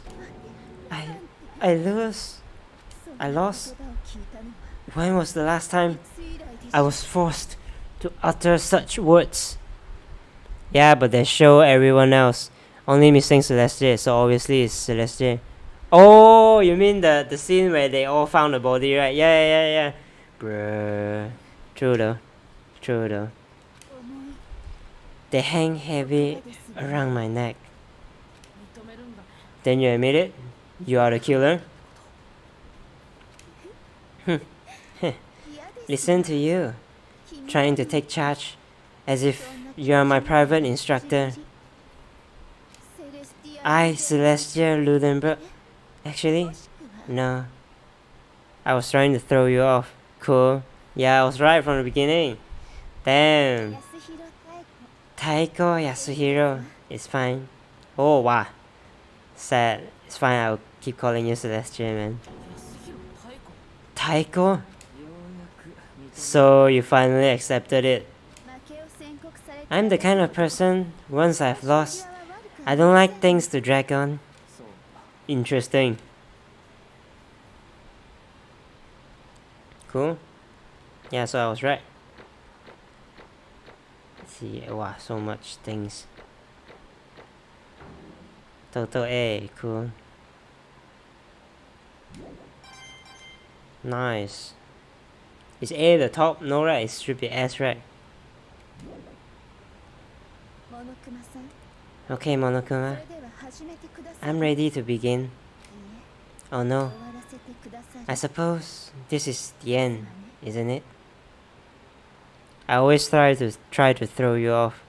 I mean, that's good. That's the game that's how it should be, right? But yeah, it does make it more fun, because if you didn't do that, then I would be even more sure that it's her. Yeah, but you know, I even after your throw off, I was still pretty sure it's her. Yeah. It is indeed the moment we've been all waiting for. Time to vote. Okay. If you would, please locate your lever and cast your vote. And when the votes are tallied, who will become the blackened? Will you make the right choice or the dreadfully wrong one? What's it gonna be?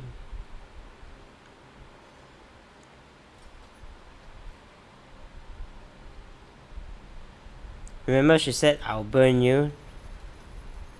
Why? I remember why. Oh, is that how she's gonna die? It's basically a formality at this point, but once again, you are totally correct. The blackened this time, the true killer who devised the whole stinking scheme was Celestia Ludenberg, or more precisely, Taiko Yasuhiro.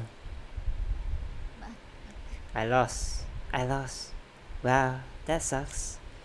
I guess trying to work with someone else was a mistake after all. Hifumi's ineptitude was beyond all my calculations. So you really did approach Hifumi with this plan? But how did you get him to agree? I can't imagine he would have happily agreed to commit murder. I'm sure he relied on her specialty, lying. My specialty? Don't make me laugh. I didn't have to lie to get him to agree. Then did you use, you know? I knew you figured it out, Kyoko. You'll see. Cool. Did they have sex? You're absolutely right. To get Hifumi to act as my accomplice, I used her. Oh! Right. I forgot about that. AI, yes. That's smart too, yeah. That's smart. For everyone who's still left, I will avoid mentioning it by name, but it was the other thing Hifumi and Taka were both super into. Does she mean is she talking about alter ego? What? What are you talking about? Don't interrupt. We are in the middle of a very important conversation here. I'm totally out of the loop as usual. How sad. Then you're the one that stole it? That's right. And you used it to drag Hifumi into the plan you'd come up with. Right again. Last night, after we had our meeting about how it disappeared, I paid Hifumi a little visit.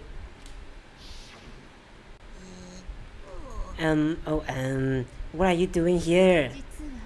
I was hoping I could talk to you alone. It is about what was stolen. I know who did it. Huh? It was Taka. He stole it. Oh. What? And I have proof. Would you like to see it? As it turned out, I found a use for the digital camera. I'd taken you-know-what to Taka's room earlier and took pictures of it there. I deleted the pictures as soon as I'd shown it to Hifumi, of course. Yeah, so it was him. But how did she do it? She was supposed to yell if either of us got close to her. You're correct. Which is why Taka forced me to steal it. Here's where she said Ishimaru assaulted her. Yeah, that's what I thought too. What? Please forgive me. He threatened me. He did. He came to my room last night, unannounced, and then it's hard for me to even say. He abused me. What? And he took pictures. He said if I did not do as he asked, he would show them to everyone. So I had no choice. That's a crime. An absolute crime. I knew he'd gone a little crazy, but I never imagined he would go that far. It was amazing how completely he bought it. I can't express how enjoyable that was. I'm about to say something I've never said before in my life. I'm going to kill him. I'm going to fucking kill him. He will never. He's a baby. Wait, please. If you go now, you'll be playing right into his hands. Huh? Taka is planning to use her to escape. And he has made you his target. Escape? You don't mean?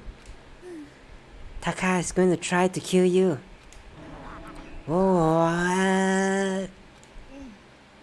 And also he can keep her to himself.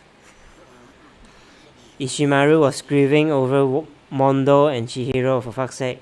Yeah, true, no way he would done that, that's for sure. That bastard! Bastard! Can we allow him to continue with this barbaric acts? Absolutely not. How could I? I have to save her.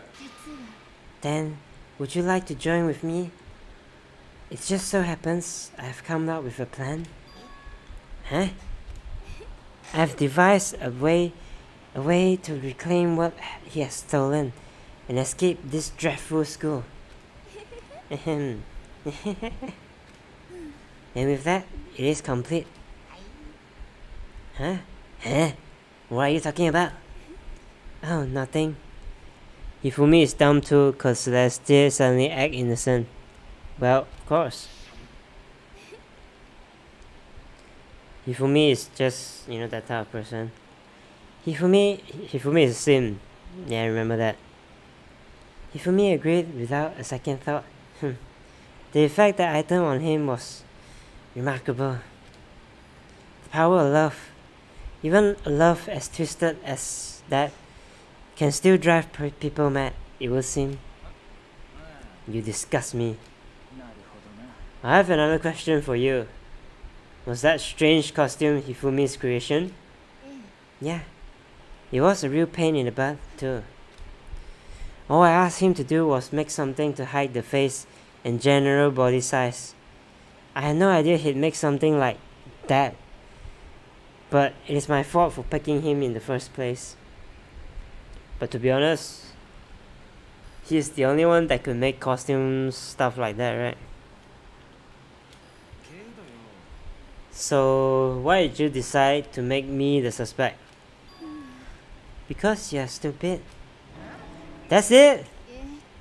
And in that regard, I made the right choice. I'm glad your stupidity surpassed my every expectation.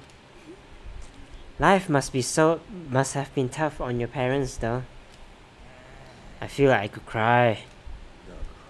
But when you were explaining your plan to Hifumi, how did you explain the part about him playing dead?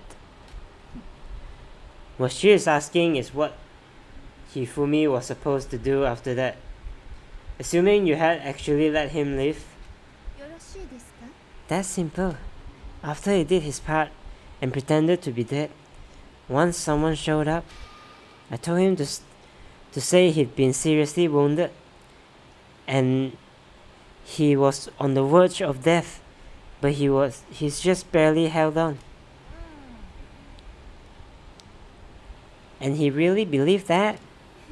Well, of course. That wasn't all there was to it.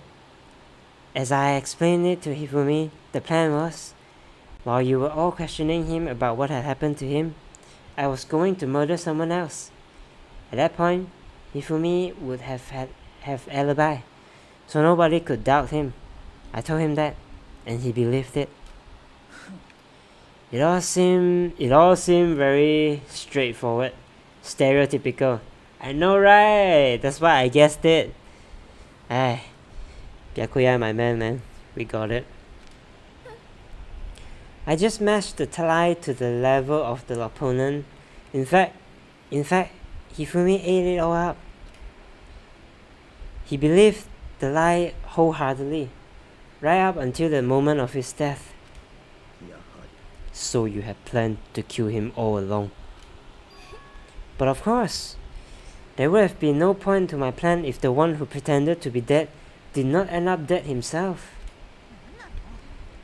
How can human life mean so little to you? That's not an issue. I simply did everything in my power to win. Now you sound like Byakuya. No, he derives his pleasure from the thrill of the hunt. In that aspect, we are nothing alike. Then, what made you take things this far? Was it really just for money? Are you talking about the $10 million Monokuma offered us? That is a lot of money, it's true. But that's not all there is to it. From the moment our new life here began, my only thought has been escape. But all along, you've been saying how we have to accept living here.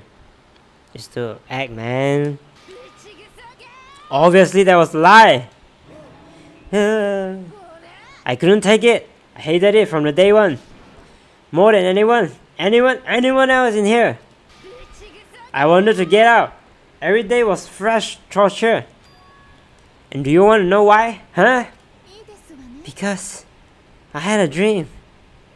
And accepting a life here would have meant nothing less than giving up on my dream forever. And there was no way that I could do that. I like her, but not for false accusations. True, that was quite a bitch move. But you know, that's just her way to do it.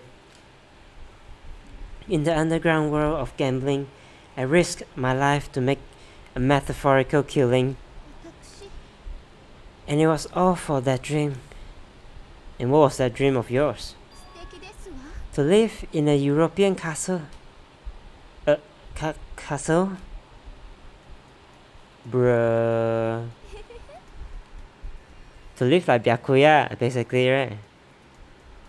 And together, handsome men from all over the world to serve as my butler/bodyguards. I was going to make them dress up like vampires and satisfy my every need. Once I obtained that, I would have created a perfectly aesthetic world of this decadence. Living the rest of my life there was my only dream, my only goal. That's what life is all about. Combined with my own winnings, Monokuma's $10 million would have made that dream a reality. I got right to the edge, but unfortunately, my dream has been scattered to the wind. Still, I don't have any regrets. I pursued my dream to the very end, so why would I? You sound so passionate. But you were really able to kill your own friends for it? Are you asking me to feel guilty? That's a pointless endeavor. I think nothing of sacrificing others for my own ends. I feel nothing. That's all there is to me. That's what makes me complete. Isn't it terrifying how different our values are? There's simply no room for understanding. That's what we should be saying. And plus, how can you be so calm? And don't you realize you're about to die? Why aren't you scared? My ability to lie is unrivaled, and I take pride in that. It's not just other people. I can even fool my own emotions. The conscious deceives the unconscious. And that's why you're not scared? That's right. I don't fear death.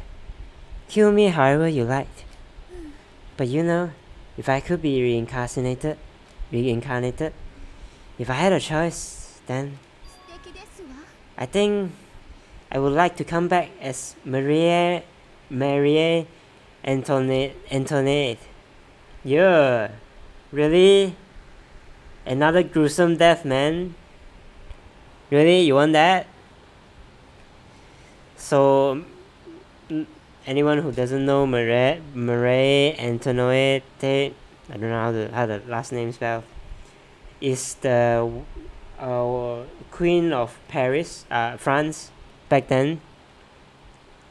And basically he splurged a lot, blah blah blah. In the end, after the revolution,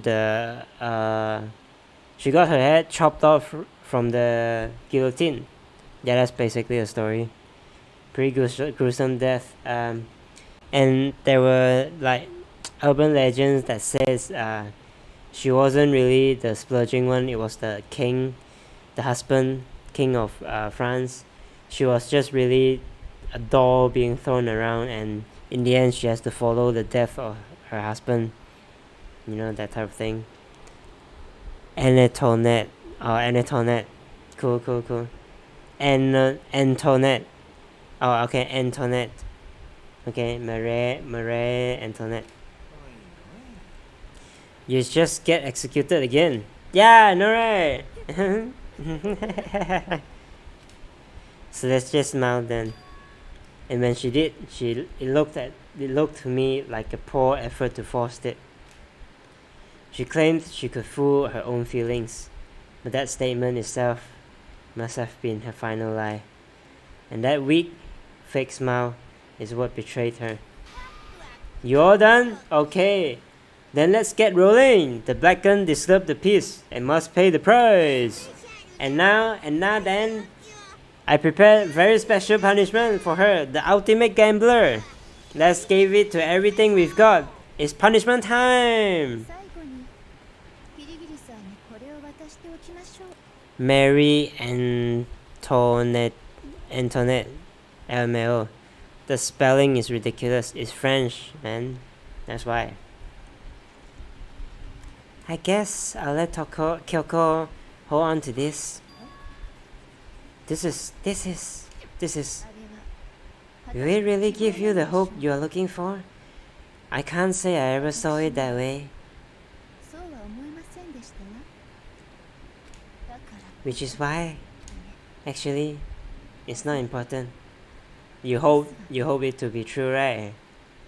それでは Well then, take care, everyone. She hope it's true, right? That's why she gave it to Kyoko. Well, it's sad, you know. I knew she would strike anytime now. It's quite early though, to be honest. I expected more from her, but yeah. Well then, take care, everyone. また来世でお会いしましょう。 Perhaps we'll meet again in another life. Sad.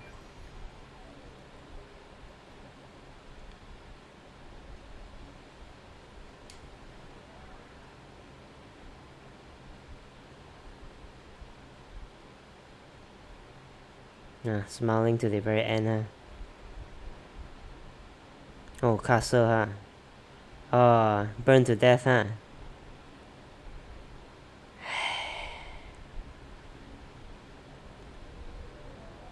The burning of the Versailles witch. Well, it's a European death. If that pleases you, Celeste.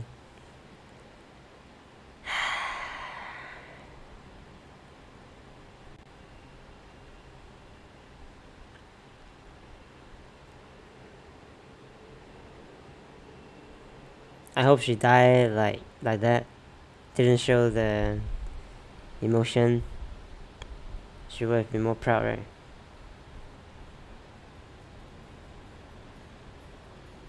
Cool.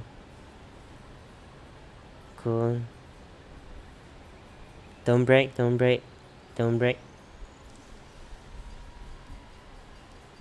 What the fuck?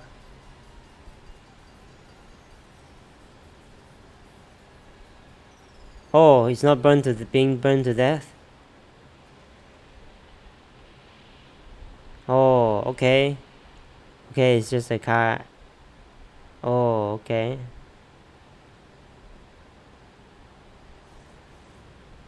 Sure, Monokuma.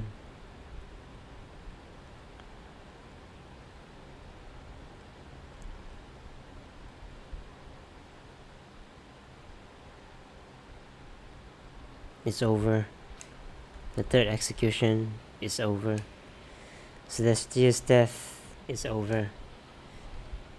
Celestia killed my friends, so I can't pity her. But I also can't deny that at one point I considered her a friend too. I did too. I think she was a worthy opponent, that's for sure. Monokuma loves drama. Sure. True. And for him to just come along and... Isn't it just awful? Someone couldn't cut free of their regrets from the outside world, and so more people had to die. You guys are still young. You need to place more value on your lives. Jeez. And I thought you guys were gonna pass the torch of hope to the next generation. What do I care about hope? I'll throw it in the trash if you just let me out here. They're only kids, so sad. Yeah.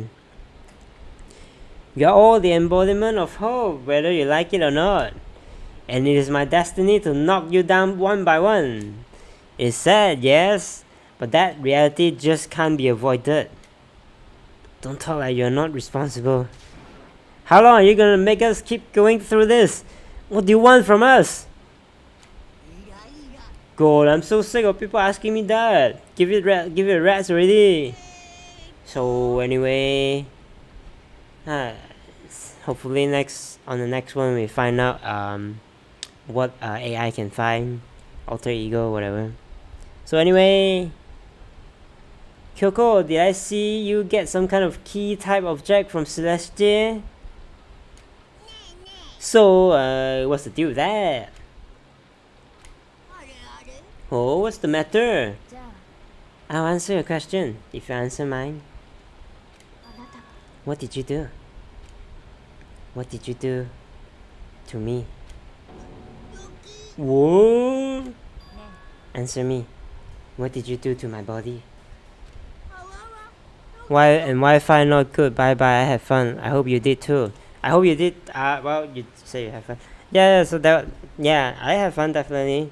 Yeah. Thanks for joining today. I hope you enjoyed the stream. Yeah. I should end here after all this conversation. Until the next day. Yeah. Whoa, man. Oh jeez. Oh man. Oh jeez. What do you mean? What did I do? I have no idea. I don't know anything about it. What was that just now? The mastermind did something to Kyoko's body?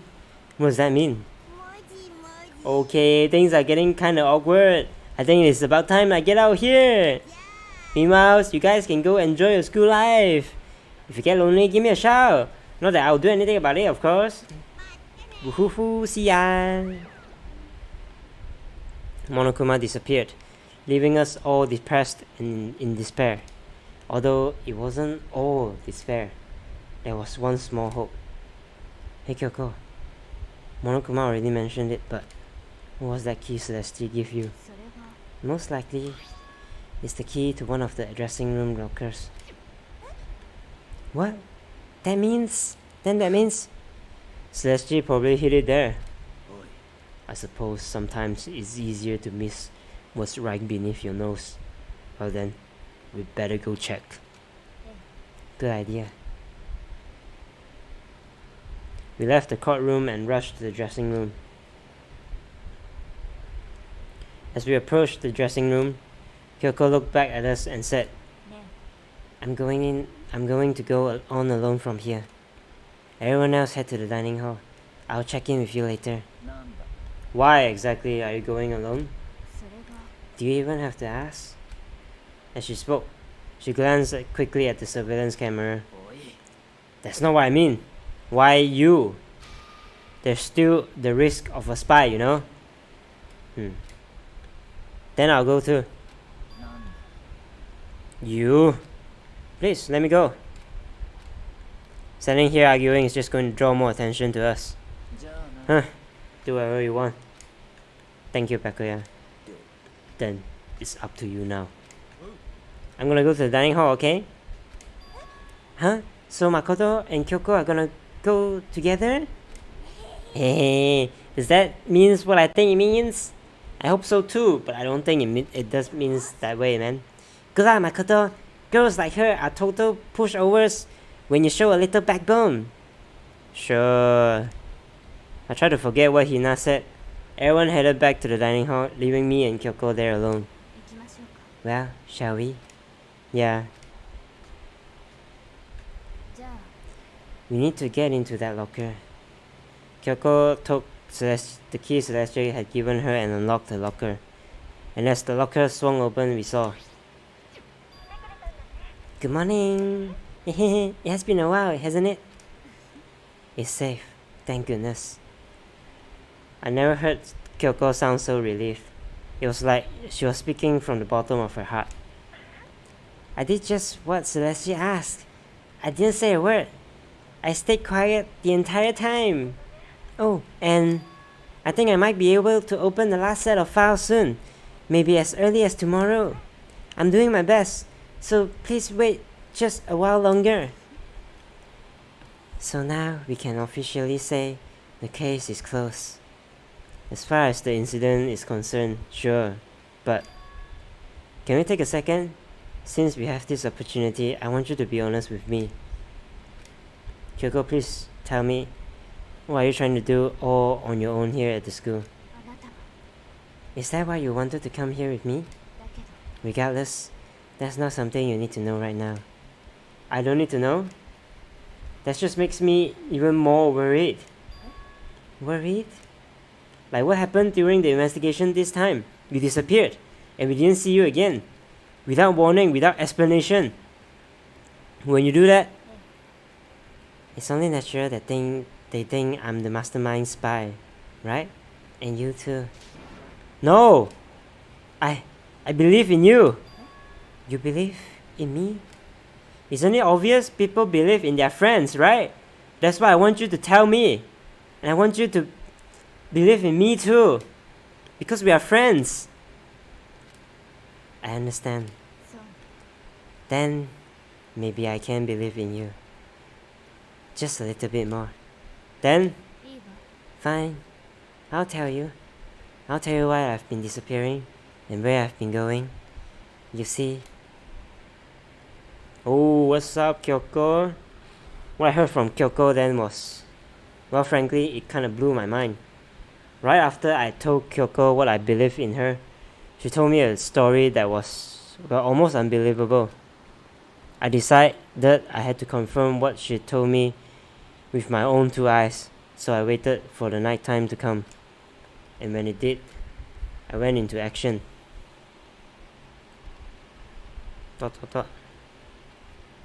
Oh, should I keep watching? It's kind of late already. Okay, let's leave a cliff hanging here. I do want to see what.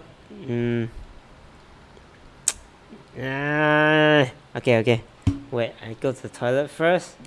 Then when I'm back, we'll see what Kyoko has been hiding. Be right back.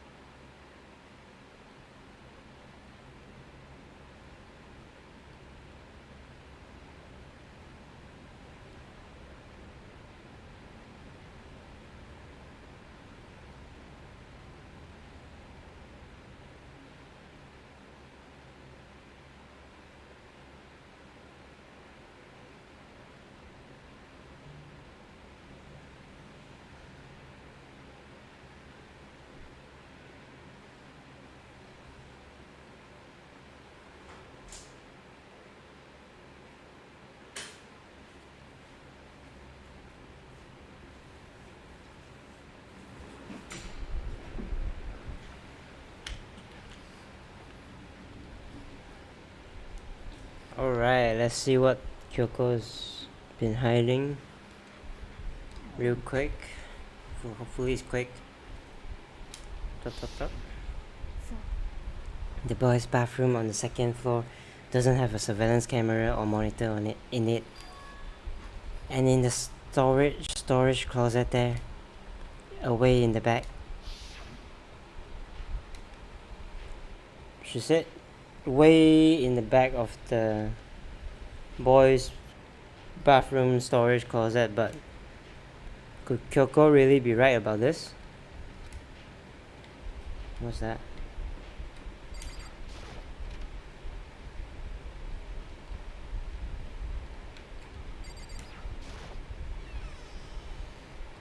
It's just a normal storage closet as far as I can tell. The secret Kyoko told me about, could it really be hidden here? She said it was way in the back of the storage closet. I mean, seriously? Without thinking, I placed my hand on the back of the storage closet, and suddenly, as if I were being yanked in. Oh, cool. At the same time, as I heard that sound, I fell through the wall. I had no idea what was going on. Bro, what the fuck was that? Bro, I'd fallen through the back of the storage closet. Huh? It turned out the back wall was like a revolving door, and I made my way to the other side, just like Kyoko had said. In the boys' bathroom on the second floor, secret room. Yeah, secret room. So this is the secret room. But what's in here?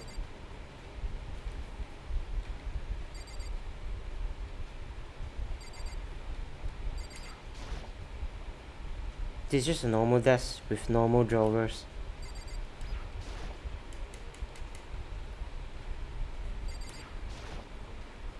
There's a bunch of files and what looks like volume after volume of yearbooks. They're all covered in dust.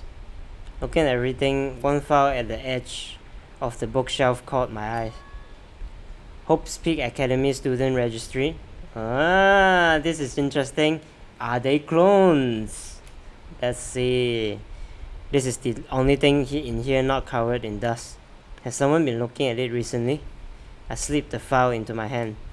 But before I had a chance to take a look at it, a slip of paper fell out of the file, and I turned my attention to it.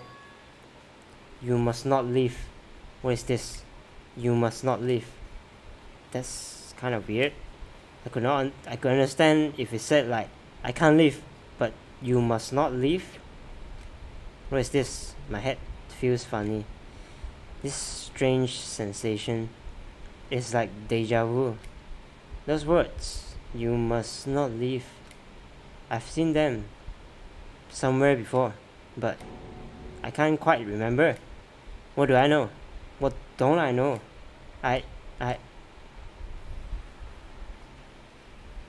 What the fuck was that? Says security guard. A strange sound rang out through my head. It felt like it was shaking my brain back and forth. And then, darkness. I don't understand what's happening. I don't know what started it. It's all over. And with that, I opened my eyes. I didn't know how long it had been.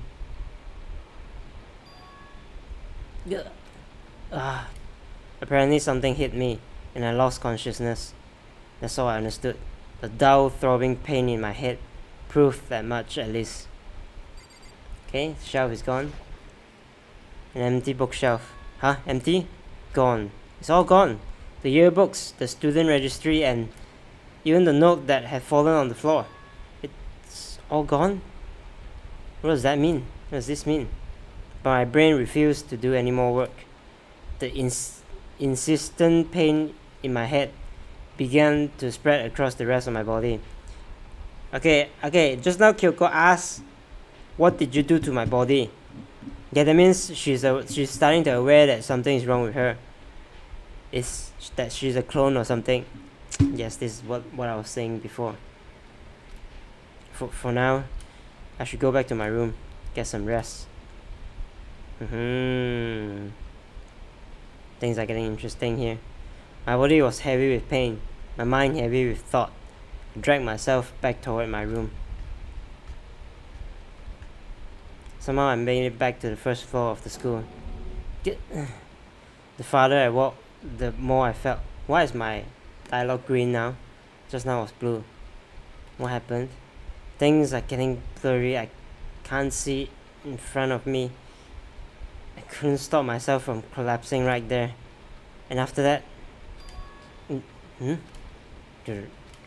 as if from a vast distance, I heard a sound. It was faint, but undeniable. That sound is coming from the gym. As I desperately hold my shaky frame toward the gym, the sound got stronger and stronger. What's going on? It can't be nothing. Here in the gym?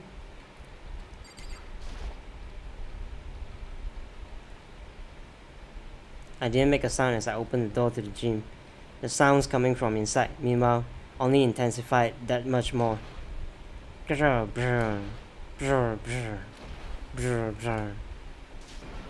What the fuck? Oh. Sakura is the spy, huh? I see. Before me there raged a battle beyond anything humanly possible. No one side's not human, that's for sure, but regardless, I couldn't stop staring. I forgot to move or even breathe. Why you? What do you think you're doing? I asked you a question. What is the meaning of this? How dare you defy me?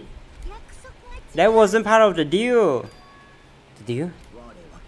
I've made a decision. I will no longer retreat. No longer compromise. No longer regret. I've made my decision. I'm going to resist you. Wow, Sakura, nice. Okay. But you do realize what will happen if you go through with this, right? You haven't forgotten, have you? What I am holding hostage? What am I looking at? What am I hearing? A hostage? Then could it be? The mastermind spy is... Yes, it is Sakura, huh? Cool.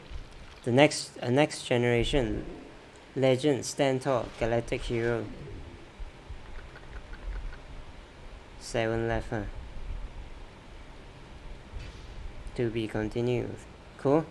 Glad that wasn't too long. Super Robot Justice. Cool. Yes, let's save this.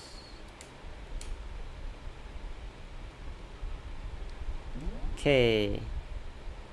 Well, that was fun. That was really fun. Very unfortunately, I guess the whole plot before the trial began. But still, pretty nice to know that I'm right. Yeah, so that was really nice. And then, yeah, quite surprised there was no plot twist and all. But Celeste was a worthy opponent. The fuck? Opponent. Yeah, but then like, yeah, pretty sad that her plan is pretty shit, to be honest. Yeah, but pretty sad, but you know, shit happens. Pretty sad that she did what she did. Yeah, and everyone else too. Hifumi. Yeah, and sad that Taka died too. Yeah, I knew she was going to kill Hifumi at any time, but that's why when Hifumi died, I instantly know that it is Celeste. But yeah, I didn't expect I was right, but you know, cool. Pretty interesting story, pretty sad for them. Yeah, and then this new elements that just got mixed in. Kyoko said something about her body is wrong. That's what I thought too with the pictures I've seen before with Mondo, I forgot, Chihiro, and who's the other one? I forgot the other one. I think it's Taka, right? Oh wait, Leon. Yeah, so that one was strange because it looks like it's from before, right? Before all this, right? So that means they had a life together before. I feel like there was a big gap, right, between when I first enter the school. Not enter like this. Like I mean, when I step inside the school, and when I wake up in this hellhole. I think there is a big gap in between that we are not aware yet. So I think we will find out what happened. That I'm thinking we are some sort of clone, or like I don't know, we just keep being revived or something to do this kind of experiment. I don't know. And just now that guy that fainted me, what was that? I don't understand that. I don't understand what was that. Was it Kyoko or no, right? It doesn't look like Kyoko. So what was it? And one more thing is Kyoko, I believe her, but what the hell? Why didn't she go with me? Why did I have to go alone, right? Is it really just because it's sus, or is it? I don't know, it's very strange. And then there's the person who attacked me. Who the fuck is that? No idea. It wouldn't be Sakura, right? Sakura is fighting Monokuma here. So we know that Sakura is Monokuma's spy. So, but good thing is, apparently she's turning against him. So I hope that I hope she will actually help us. It seems like she didn't tell Monokuma about AI, because I think that's when she decided to start resisting, you know. So that's a good thing. Yeah, quite liking where this is heading. There's some major big plot behind this, even behind all these trials and stuff. Yeah, so pretty nice. No idea who is gonna die next. Maybe Asahina, don't know. Yeah, but cool. Or maybe my character, but someone could try to kill my character finally. Or even Kyoko. Yeah, so interesting to see what happens next. I'm actually less interested in who dies next right now. I'm interested in what AI will find, what all this means when I tell Kyoko about all this crap that I've seen. So pretty interesting to see where this is going to lead. Thanks for watching today. Thanks for joining if anyone's still watching. Pretty fun. So this was Danganronpa. Still not entirely sure what will happen later, but I was pretty glad that I was able to figure out the plot for the case just now. Seems like for specific case I can still figure it out, but for the main plot there's still so many unknowns, so there's still things to look forward to. So thanks for joining today. It's quite late already, so have a great night. I'll see you on the next one, and hopefully we'll find out what happens, what the AI will find out, what's the story behind this school. I know that crap. So see you on the next one. Take care. Bye.